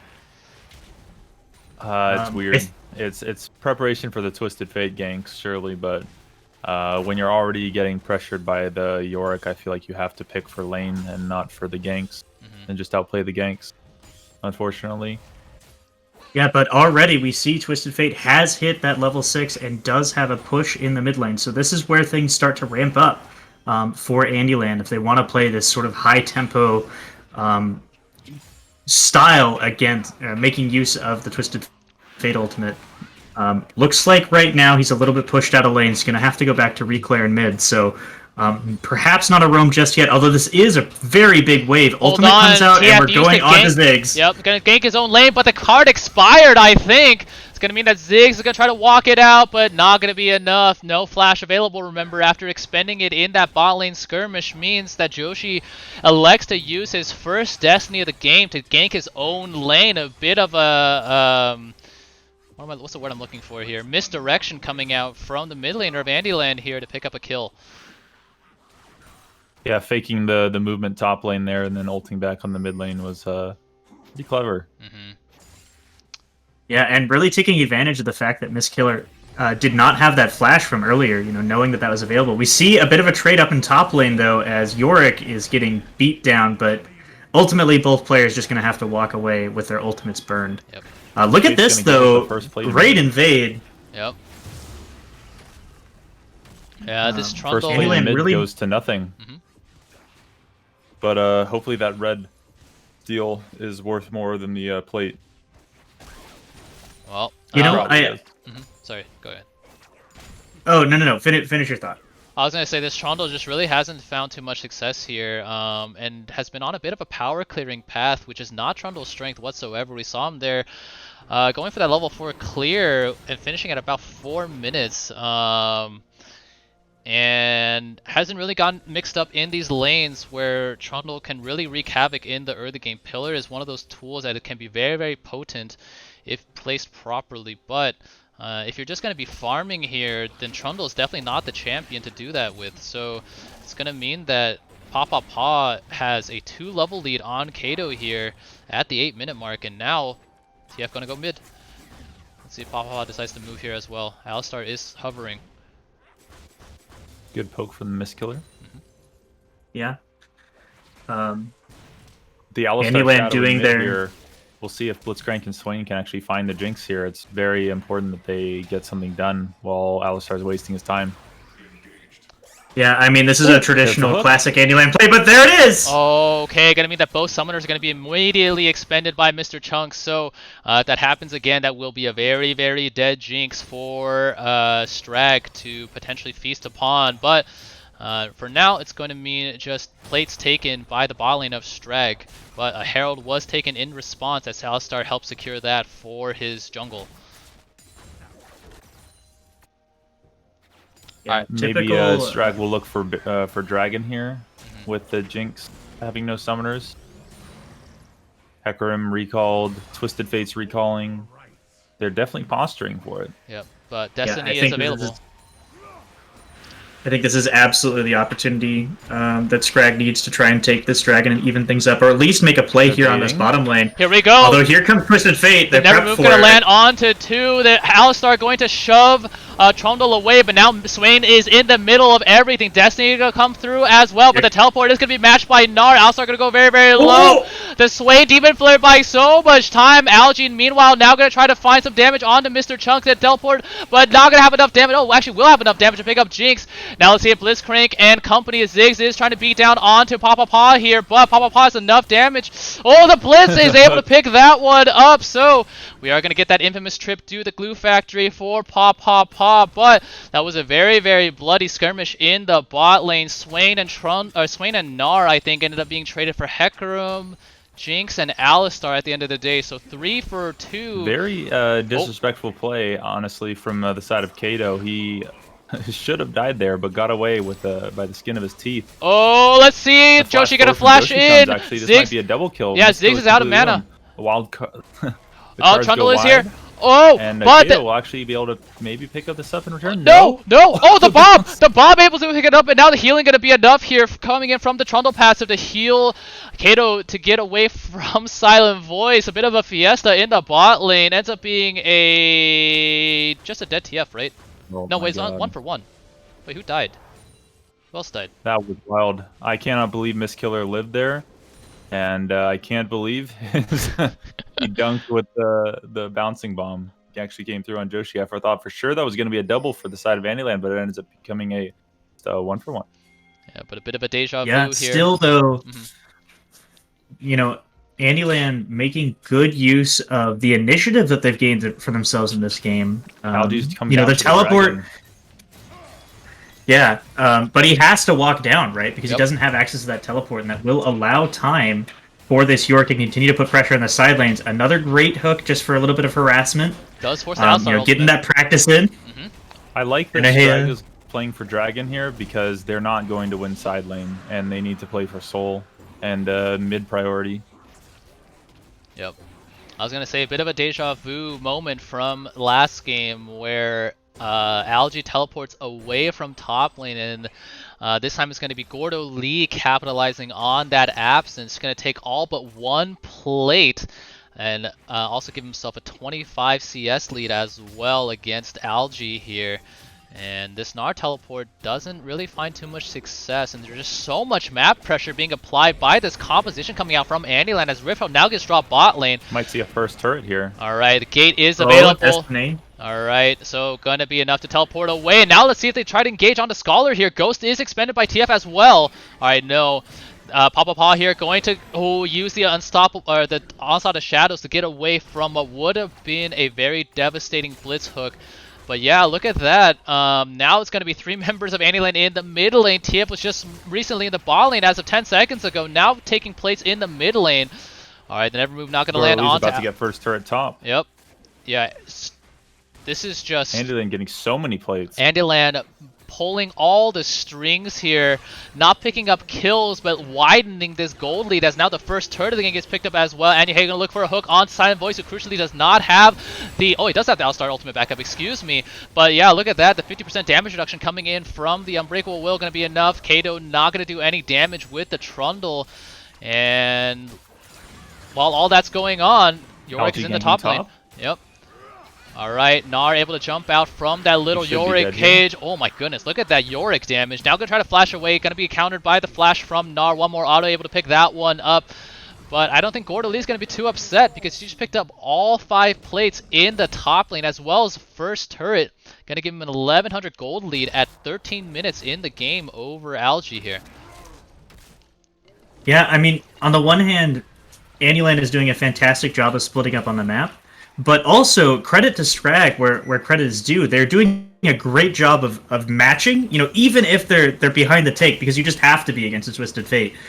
They're still finding success in picking off engagements, and you can see constantly, at least at this stage in the game, that Andyland is afraid to take those engagements. You know, they're having to burn flashes and sort of run away from these fights, because this is the moment where these champions like Gnar and the Trundle can really start to shine. Is like these short, scrappy fights.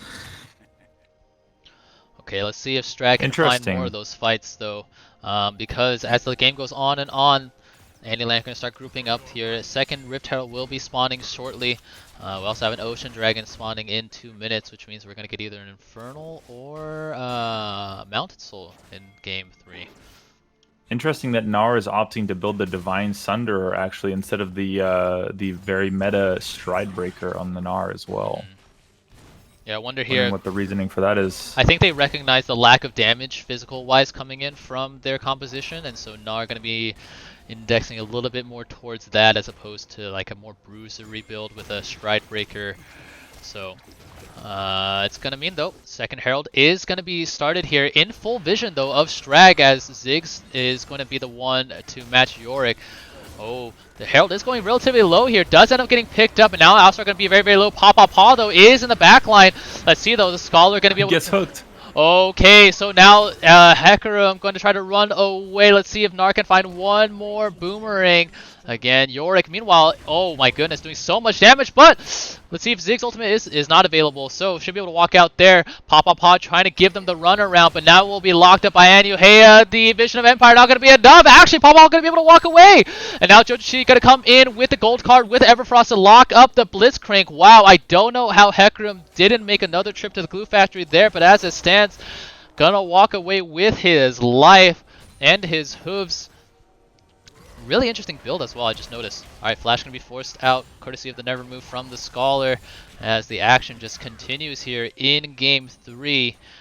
Crucially there, Yorick was able to pick up a turret in the bot lane, even with Ziggs on wave clear duty. Almost end up killing Ziggs too. So this Yorick has been running rampant. Yeah, I mean, Scrag is just so close to finding the kills that they need time and time again. You know, every time that I look at these engagements, they just can't keep getting away with it. Right? Sooner or later, right? Andyland has to get caught out. They're so close. Minster Trunks no longer has access to that flash. Neither does Gordelie. If they're able to find them in isolation, hopefully they'll be able to turn it around here in this fight, as we see it right here. Okay, here we go. TF going to be the focus, going to flash over the wall. Alistar will be the sacrifice here.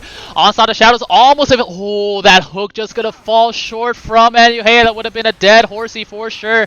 Meanwhile, in the bot lane, Ghoul's going to try to find their claws, sink their way onto Ziggs. Oh my goodness, the slow going to come in from Gordelie. No flash available. Oh, but the cage is going to force the flash coming out from Mistkiller.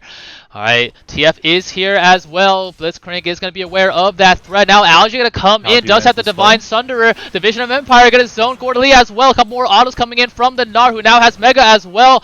The Mega Bomb, or the Bomb coming in from these Ziggs going to be enough there. The hook going to land onto Joshi as well. Alright, Joshi going to fall down. Okay, alright. So, will be picked up by the Scholar here, but... I'm always looking here from Andyland to see where one of their stragglers is pushing a wave. For once, there isn't a TF or a Yorick just pushing a random lane while a random teamfight breaks out on the other side of the map. So we'll see if this is going to be the pick that ends up giving Strag some tempo. Yep. This tier 2 will fall to Ziggs for sure, and this is what they want. They want this this 4-man comp to be in. Alright. Single lane pushing down turrets. Yep, the Satchel Charge going to execute the turret from 25% HP, but now it's Hecarim taking up the split push mantle in the top lane. Yep, the Destiny going to be used. He's too far away. All right. He's trying to kick this guy off. All right, the slow I think is going to be enough. Oh my goodness! I wonder if they could have turned that around there onto Joshi. As it stands, still 4 stragglers trying to straggle away and get the recalls in before the rest of Andyland find them. These recalls are kind of dicey, but all right, it's going to end up being enough, I think, and we're going to get a brief lull in the action before we get to see some more chaotic gameplay coming out from Team Strag, I'm sure. Yeah, I mean, we're really seeing the strength of Scrag's composition come together. Although they are struggling to catch up with the sheer movement speed and mobility that Andyland has displayed across the map, when they get into fights, they can absolutely dominate them. As long as they prevent Joshi or Mr. Chunks from being able to do some sustained damage, there's really not a lot of damage in a team fight for Andyland. And we see that there, once they're in a running away position, they can't really do anything else. And fortunately for the Strags, they're able to just chase these fights down, and they last so long. And that's exactly where that Blitzcrank comes in handy. And the gold lead that was previously almost 5K has been reduced to about 2.5 with recent events.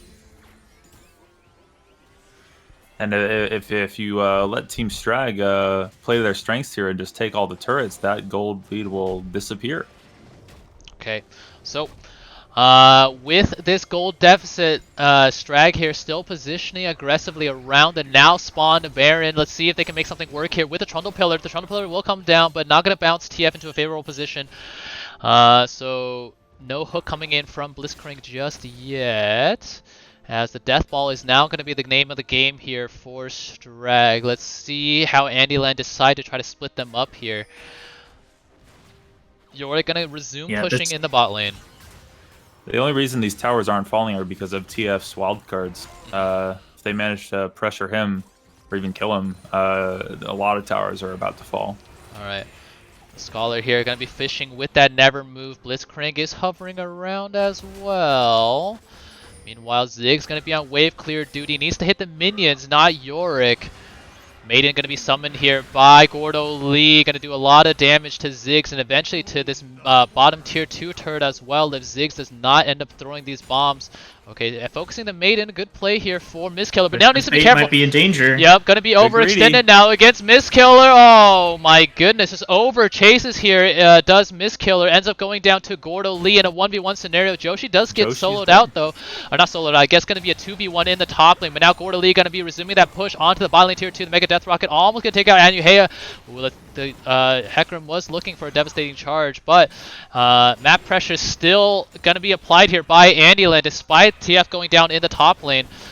Gnar is mega for just a few more seconds, but Gordo Lee here now going to pick up the bot tier 2 as Infernal Dragon is spawning in 40 seconds. Let's see if Strag can force an all-important team fight and put themselves on Infernal Soul point, because if they don't, then... They need this Infernal Soul. Yep. They need it.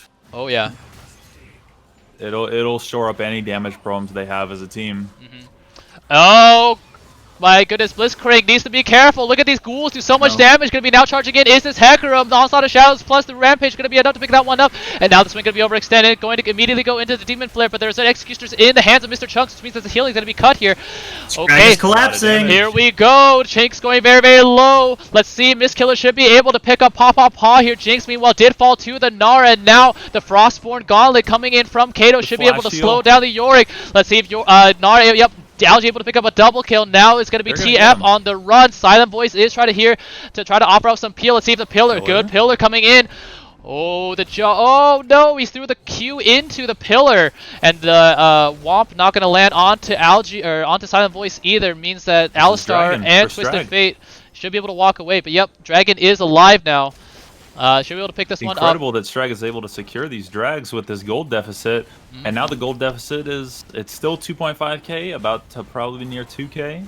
But I mean, they've been taking these dragons with up to a 5k gold deficit, and I mean, 2k at 10 minutes is something, but 2k at 23 is a little less. It's something, but it's not much. Nope. And there's a lot of invisible gold in the dragons as well. Yeah. I mean, this game is still any teams. They could absolutely come up with success, and they just need to keep finding picks like this. Forces the flash right away from Silent Voice, and yeah, just like that, you see that these scrappy fights really favor the Strags because they're able to draw out. They have so much longevity in these fights with the Swain, with the Trundle getting passive healing, and if they're able to run things down in a straight line, they're immediately rewarded. As we just saw. Yep. Yeah, their damage is really low if Jinx isn't allowed to pop off, and she's not the strongest carry on 2 items. She needs that 3rd item to really start becoming a huge force. Right, let's see here if they can find a pick on the pop. Blitz is chasing, but Hecker more than up to the task of speeding away from Space Groove, Blitz and Crank here. And now, gonna be a bot lane wave that Algae has to contend with. Strag here need to keep an eye on their lanes and really look for a pick while the lanes are in their favor. While they were hovering around Baron there was a bot lane shoving in favor of Strag, but now Gordelie able to even that out. So gonna be on wave clear duty again. Yeah, and Mr. Chunks yet again come out! Oh, here we go. Sorry, the camera's panned away. I forgot about that one. But, alright, so Strag gonna pick up a straggler in Mr. Chunks, and let's see if this is the onus here for Strag to start on Baron. Blitzcrank is I mean, they do have 4 members up here. But ultimately, their waves... Yeah, they're going to go ahead and take the blue buff. Waves aren't quite in position to be able to push a Baron particularly easily. Mr. Chunk's going to be up relatively quickly, so they don't want to commit to that just yet. But still, these small advantages, shortening the gold lead and really allowing Scrag to maybe take this very late, although once again, that Yorick looking really potent in the side lane. Yep. Okay. The mid lane tier 1 is now within Ziggs execute range, so let's see when Ziggs decides to pay another visit to mid lane here to pick up that turret. Twisted Fate might be Strag. dead again here. Okay, Twisted Fate is overextended. Let's see. The Destiny gonna... Oh no! Both CCs being used here by Strag already, but enough damage I think is going to be coming out from Trundle and Ziggs to be able to pick up Joshi before he's able to teleport away and complete that channel. But meanwhile in the bot lane, Gnar is mini, so you're going to look for the dive. Meanwhile, now going to turn onto this turret already at 1 auto Q, taking about 20% of this mid-tier 3 turret's HP. The Maiden going to be the focus here for Algae. This needs to die, but we saw this be a bait here for Gordelie earlier. Ziggs overcommitting to the Maiden meant that Ziggs lost his life. Not going to be the case here, so another pick for Strag, but no real advantages picked up in terms of objectives just yet. I mean, still, if you're a Strag fan, you got to be really happy with that one. Just elongating this game. The longer this game goes, the worse and worse it's going to get for this Twisted Fate, as we see yet again another push down onto this bottom side. Oh, but Yorick going to put himself, or Trundle puts himself inside the cage. Blitzcrank is here, though. Let's see if the hook comes through. Oh, not going to be enough there. Now going to channel Hex Flash just to point at them like, hey, remember me? Okay, now not going to jump in, though. Is Mini, though.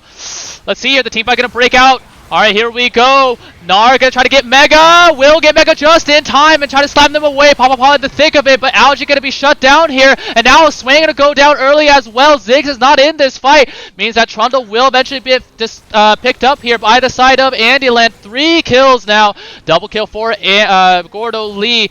Only Hecarim going down on the side of Andyland. And this is gonna be a massive push potentially, as Infernal Dragon is still a minute away from spawning. Ziggs is not okay, now he finally starts wait. Oh, I have a bug here. It doesn't see the recall circle. Okay. Anyways.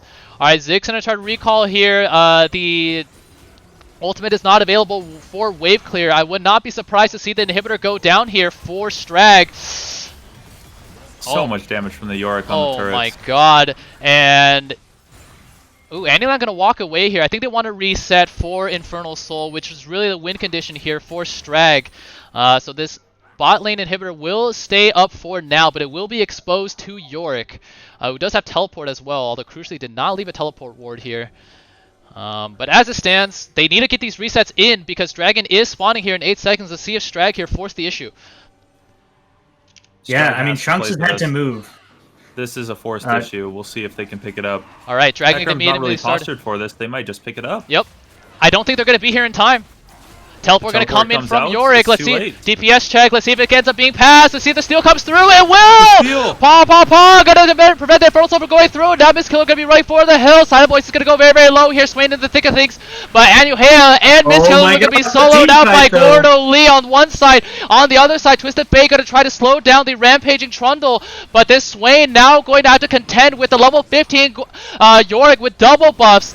This Yorick doing so much work, and now Gnar in mini, not going to be tanking anymore. Paw, able to pick up one, potentially two. Swain running for the hills, no Demon Flare available. Bishop Empire not going to mean too much there. So, Paw with a crucial Infernal Soul steal. It's going to mean the team fight is won handily by Gordo Lee and Andyland. You have to imagine if Paw doesn't land that coin flip smite, that fight goes the way of Strag, and we have a Baron for Strag. I mean, you see how much HP those members survive with. If Infernal Soul is secured by Strag, they'll just melt. Yep. But instead, two stolen away by inhibitors. Paw. Huge. Yep, two inhibitors gonna go down here. Alright, Yorick does get hooked in here, but no follow-up really coming in from Miss Killer means that Gordo Lee just gonna walk away. This Yorick is doing so much work, both in team fights and in the split push here for Andyland. And now Strag are really up against it with two inhibitors down and Baron alive. And a Yorick on the opposing team. It's going to be really hard for them. Easy Baron. Maybe not with the pick potential, but with two inhibitors down, if they play to their lanes with the Yorick split push and take it a little slow, this should be an easy Baron posture and pickup by Andyland. With maybe even a third inhibitor to follow, or at least a dragon secured thereafter. Yeah, Team Strag gonna have to dig deep here and find their way back into this game. What a swing! Elixired up. They feel within just a couple of minutes. Yeah, absolutely. I mean, this is the fight. If it turns out that Andyland is able to secure this Baron, they're gonna have no trouble splitting up the map like they've done. Yeah, that was a nice little yoink by Anuhea to secure some vision here in the Baron River. But a lot of wave clear here needs to be the name of the game for Strag. Andyland pushing in here to get some vision.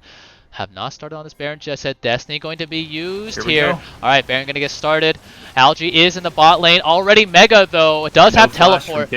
Alright, let's see. Yeah, this is a cure. Yep, this Baron will be taken away. Oh, but Gordo Lee does get yoinked over the wall. Let's see if there ends up being enough damage here. Failed flash. Alright, Yorick gonna go down here. Shut down, hand it over to Kato, and now Swain in the thick of everything. Gonna go golden here. Let's see if Jinx has enough DPS. Will have enough. The Swain, though, does buy enough time for Kato to pick up the Alistar. Meanwhile, Paw in the backline trying to wreak havoc. Kato gonna go very, very low here. Joshi able to pick up Trundle, but now it's gonna be Jinx found out. Oh no, the Jinx is dead for Andyland, and Ziggs gonna golden just in time, but Joshi gonna flash in. Oh my goodness, it's gonna be enough. Miss Killer within an inch of his life ends up, but it's gonna be the base here. All right, it's gonna be two super minions beating down onto the Nexus turret, and it's gonna be just in time to save this Nexus turret. So no exposed Nexus for Strag, but oh my goodness, this game is still very much hanging in the balance. Okay, I don't think that's how you drop a TP ward. Paw. They very much see that this ward is alive, but as it stands, they won't mind too much because there's still so much pressure on Strag here. Able to pick up a win here over Andyland at the Baron Pit to extend this game and buy themselves time to potentially pick up Infernal Soul here, spawning in a minute. But with this HP on the Nexus turret, I don't think Yorick even needs minions. Can literally just walk into the base here. Or the TF Destiny. Or the TF Destiny. Very dangerous for Strag. Yeah, the backdoor angle is very, very scary for Strag here. I think they need to kill members before they start on this dragon, or else TF and Yorick are just going to walk into the base. Alright, the Blitzcrank hook not going to be enough there. This is very, very scary. Dragon spawning shortly. The issue will be forced again here. I'd like to see, honestly, an avoidance of the soul and just pressuring the base to set this up, or even just ignoring the soul and finishing the game. Very likely backdoor scenario here on this soul. This is the game. Yep. This fight. All right. Hard to imagine any other scenario. I think Andyland are trying to use this dragon as a bait and pull pull Strag out of their base for a potential fight.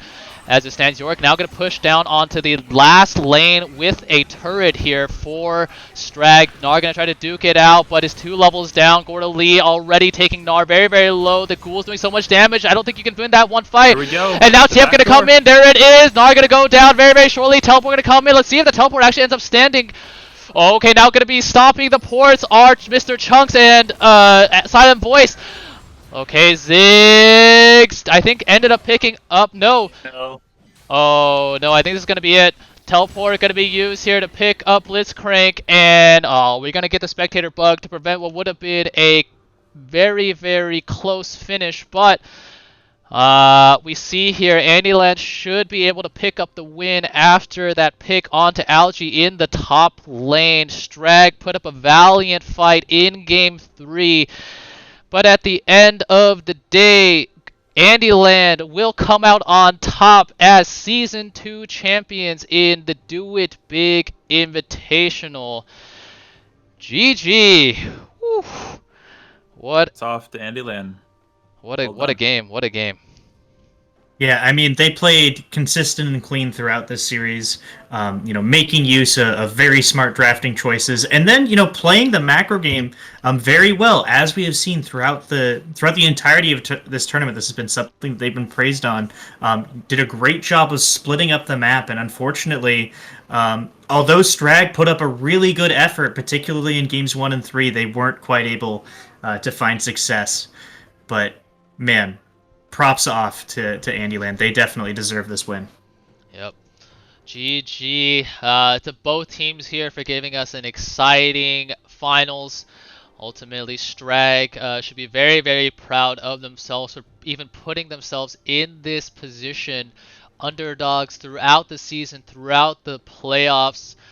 Although the clock strikes midnight for them on their Cinderella run. It is nothing to be ashamed of. They will walk away with $20 of RP apiece, as well as second place for Season 2. But again, hats off to Andyland for claiming the championship. GG. Woo.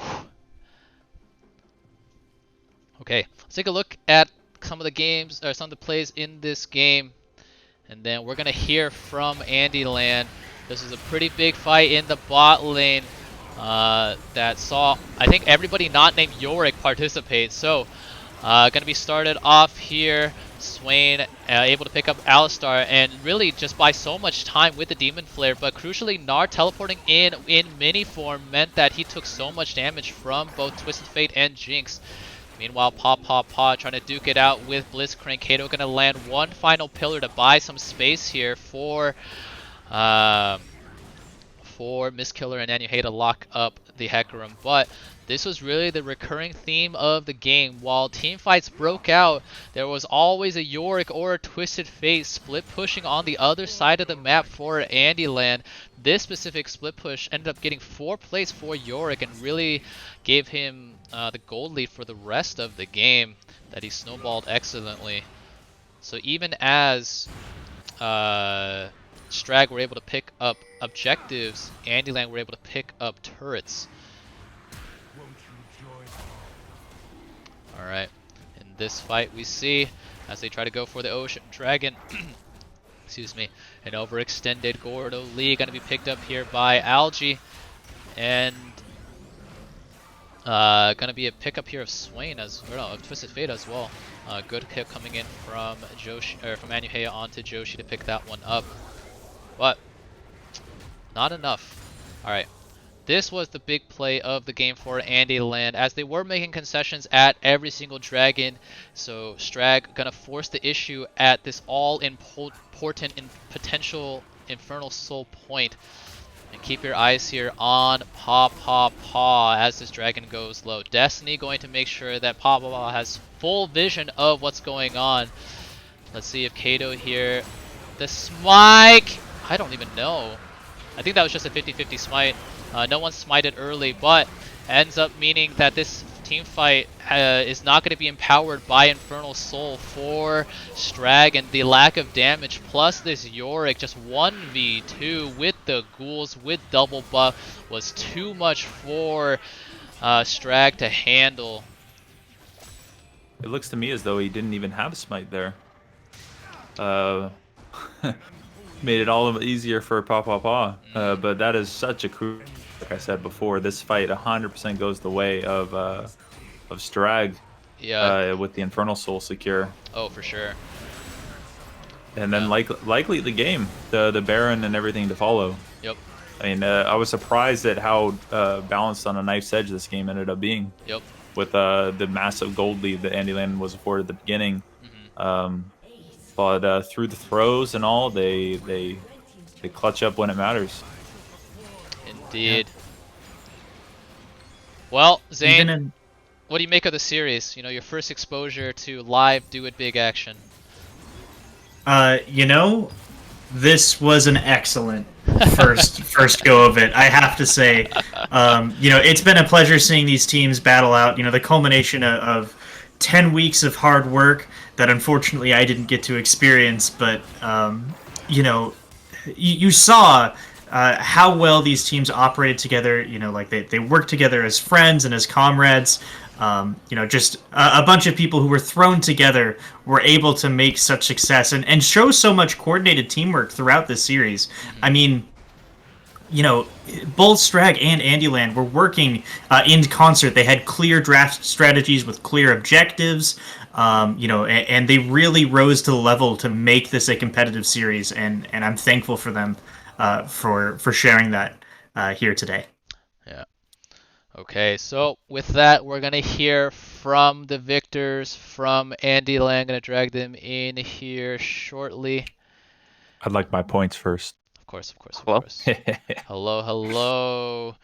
Okay, so we have the victors here. Andyland Season 2 champions. At the end of the day, a 3-0 sweep of Strag in the finals. Ultimately, the Titans too much to overcome. GG to you guys. Give me 1 second. I need to go back to the client. All right. So let's hear from them first. The captain, Andy. You put together this team. Really early season favorites, no blips in the road. What do you have to say about this win and your team? I'm really proud of my team. We were stacked from the start. I didn't have to do very much the entire tournament, so it was really nice. Okay. Just that, you know, do you want to sing some more praises? Yeah, my team just like carried me. Like they create space for me. I just show up and play. True. Okay. All right, we're gonna keep it going around here. So let's see, who do we want to go to next? Let's go to Gordo Lee, now a two-time champion in the Do It Big Invitational after coming out on top in Season 1 as well. The only two-time champion here at Do It Big. You're able to get your hands on Yorick after it was banned in the first 2 games. What made you decide to pick up Yorick? Because that was not a champion that we had seen from you in the season. Well, Yorick's just disgusting right now, first of all. After the latest buffs this patch, I think is really oppressive in the split push especially. And that's great into Strag because they tend to group up around the map, and that makes it a little bit harder for them as a team to deal with the likes of Yorick and Fiora, for that matter. So we have the skill to play into multiple different team styles, and this one was just our split push one. Indeed. And we pull it off. Okay, speaking of multiple styles, the mastermind behind everything, Mr. Joshi. After a Seraphine angles in game 1 and 2, what were your guys' thoughts about how they would react to your guys' compositions going into game 3? Because it seemed to be a bit of a draft kingdom in, honestly, all 3 games.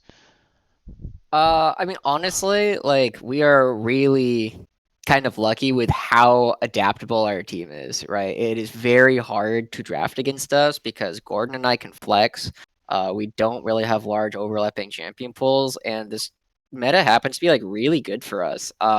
Just because almost all of us have champions that are really strong right now that also are champions that we're good at, right? Like Jinx happens to be really good right now. Alistair and Rel are really good right now.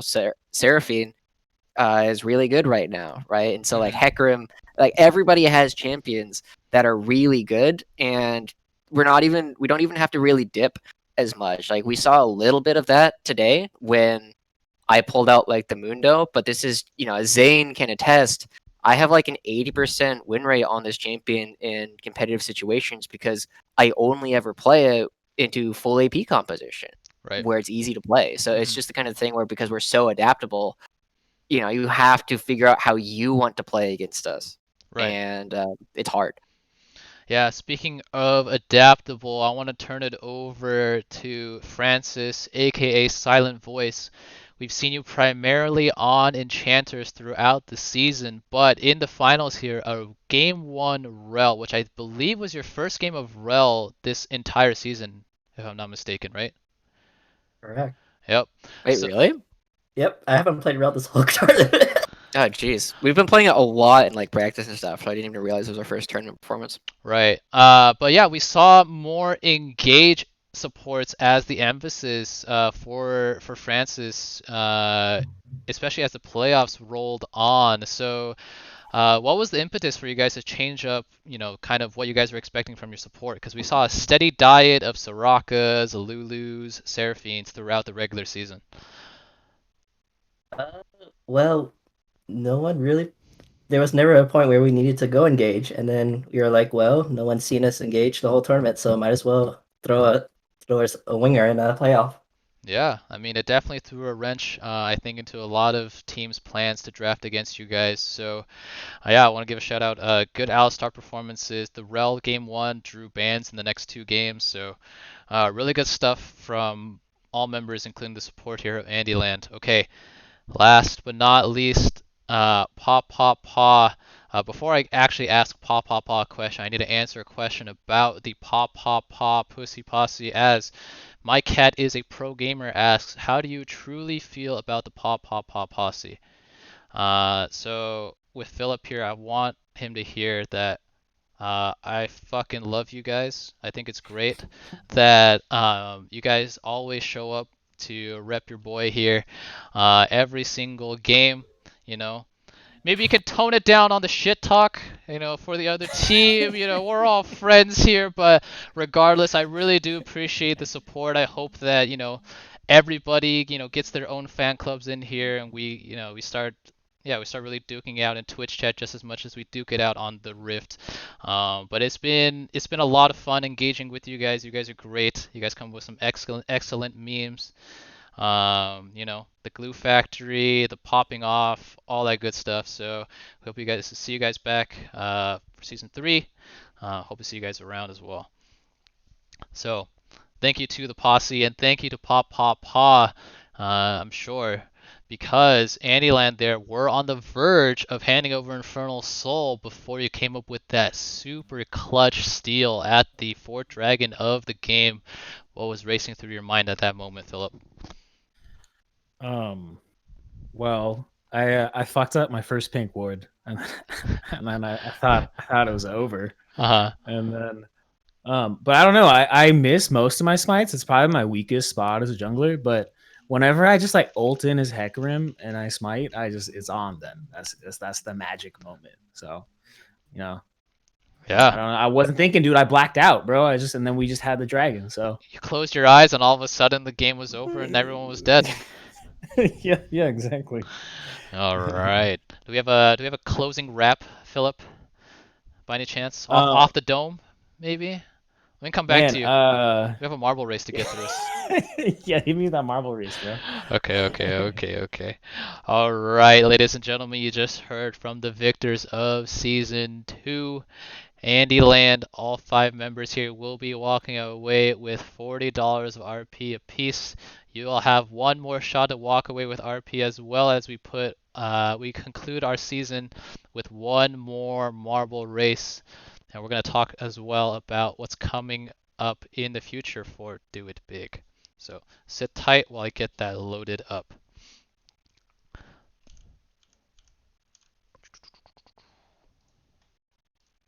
There we go.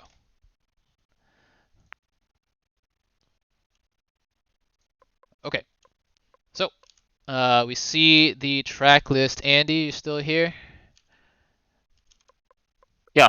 All right, Andy. As the captain of Andyland, I want to give you the choice of track here for the final marble race of the season. This will be Marble Centauri 2. Okay. This will be for $20 of RP. This is the big one. $20,000? Wow, Roger, you're really generous. Oh yeah. You know, we do it big here at Do It Big. So, of course, got to be generous to our viewers as well for hanging out with us throughout the season. So, we're gonna hit !play in chat, and we're gonna get our marbles rolling here. While we load in, I want to talk quickly about some details for our next events. So, we do not have a date yet for Season 3. We want to give everybody here some time to cool down. We're definitely going to set up some smaller events, you know, maybe an ARAM tournament, maybe a 1v1, 2v2 tournament. We're definitely, though, going to have some details here that I'm going to share. Our next event will be a TFT tournament. That's right, a TFT tournament to celebrate the end of season or set 4.5. So for all those big brain TFT players out there, DM me or reach out to me if you are interested in playing in that. We have our good friend Chungus, who will be helping to host that one. As a challenger TFT player, should be well aware of all the different comps and stuff. So will be a lot of fun. Again, if you're interested in TFT, we're gonna host a Do It Big TFT tournament, I think next weekend. So just reach out to me. My tag Rogerino on League. If you're on the Do It Big server, you can join. You can message me there as well. We'll have some more specific details, but yeah, we're always gonna have a lot more events here at Do It Big. Okay, so one last marble race to conclude season 2. Bit of a drop off in the viewership means that less contestants here for $20 of RP actually. Okay, we're gonna have one more minute. One more minute.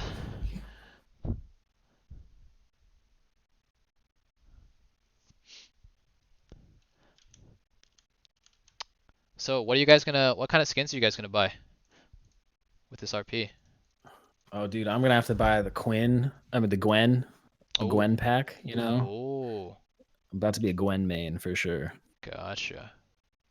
Yo, I really, really wanted like one of the Seraphine skins, but the thing is, you gotta buy all 3 of them at the same time, and so I'm probably gonna have to do that just so I can get one of the skins. Damn, Riot really knows how to drain the wallet. Like at least it won't be your wallet; it'll be mine. She's so exactly right. Big brain. Yeah. I might have to grab the crab gut skin. Ooh. As recommended by Pizza himself. True. Francis, what do you got your eyes on? Might get the Blitz skin, because... Which one? No lie, even the one that just came out. Oh, yeah, I like that one a lot. Kevin was repping that. Dude, that was hot. Yes, the Space Groove one. Oh gosh, it looks so cool in game. I was like, oh shoot, even though Dunning Hooks was You almost annoying. want to get hit by it, right? Yeah, I almost wanted to get hit by it. Just almost. Seems just a bit almost. play to win like that iPhone version of Blitz. Actually, no. You Andy? want to get hooked by that. Andy? That shit was so broken when it came out. I'm waiting for better skins to come out. Better skins or Varus skins? Varus? No, better skins. I don't know. I think most of the skins I want. People keep gifting me. Everyone's like super generous. Oh wow. Bit of a humble brag there. Captain Andy has too many friends here. And gonna get another steady donation as well, courtesy of this win. Okay, so here we go. We're going to load into Marble Centauri 2, which seems to be a pretty long race here. So let's see who comes out on top. 5 seconds left. And here we go. Let's take it home, guys. Let's take it home. This one is the dub for me, surely. This is for all the marbles. Speaking of dub, Tiggy is going to take an early lead here. Kevin not too far behind. Oh, but it's going to be Zane. Oh, I thought Zane was going to pull ahead there. But, all right, Tiggy still maintaining the lead. Now going to be Kevin just edging ahead. 3 marbles going to be steadily ahead of the pack. You're going to be Kevin, Tiggy, and Zane early on. Get but out of here. A lot of track to go. Looks like we're going to take a tour of the galaxy, actually. Going to be coming up on, I guess, one of the moons of this larger planet, which looks a lot like Saturn. Kevin going to have no trouble here. It's going to be Yuri Hazard coming up, though, in second. Tiggy going to be lost to the rest of the pack. I'm so fucking disappointed. Okay, Humble My Donut. disappointment is immeasurable. My day is ruined. Oh, man. All right, Yuri gonna take the lead. Kevin not too far behind. Kevin is actually ahead. Okay. All right. Again, taking a tour of the galaxy as it looks like it is now nighttime for all of Earth. I think they're in a bit of an eclipse. We see South America, we see Africa, we see Yuri and Kevin neck and neck. Ooh, Philip coming in hot though. All right, is in third now. Humble Donut gonna fall to fourth, and looks like we're gonna get shot out. No, oh no, we're gonna drop down actually. Woo! Okay, going to go to the dark side of the planet here. Oh, there is Saturn. Wait, is that Jupiter or Saturn? Does Saturn have rings? It's Saturn, right? Yeah, Jupiter's got little rings. Oh, that's Saturn right there. Yeah, that's Saturn. Okay, and we're also going to defy gravity as we go up this little slide. All right, Yuri has a significant lead now over Celery Boy, who who came in second earlier, just falling short to Gordo Lee. Let's see if he can come up with the win here. But, all right, Yuri Hazard going to now fall perfectly into the track as we go into the rings of Saturn. Wow, that was filthy. Okay. All right, Celery Boy, though, catching up. Potentially going to take the lead. Let's see who has the momentum advantage. Looks to be Celery Boy with a little bit of horizontal momentum, but it's going to be enough to barely outstrip Yuri here. Okay, so neck and neck are Yuri and Celery Boy. Princess Handjob, a distant third, but still a lot of track to go, I think, as we come up on Uranus or Neptune, I think. Neptune, then Uranus, right? Yeah. Yeah. Yeah. Okay. So I remember my first grade solar system quiz for sure. I just remember. Oh, what the? Whoa, Celery Boy just got a massive boost, or Yuri Hazard just like got hung up on the side of the track. And I mean, there's a little bit of distance here between first and second. Meanwhile, Andrew, aka Bot My Jew, gonna come up fast as well, but not too much track left. The finishing line is in sight. Let's see if Celery Boy hits one of these pegs. Ooh, not gonna get pegged here. One more peg to clear. Oh, okay. Gonna avoid that one. Let's see. Oh, okay, just gonna barely skirt that one as well. One more peg field to circumnavigate. Oh, gonna be slowed down. Yuri, meanwhile, gonna have trouble as well. It's gonna see if it gives some time for the round. Oh, Princess Handjob coming up on the side. It's gonna be Princess Handjob. Oh, gonna get a little boost. Oh, okay, there's still more pegs to go. Oh my god, people are gonna die. Are people gonna die? Oh, Zane coming in. It's actually gonna be Zane. It's gonna be Zane.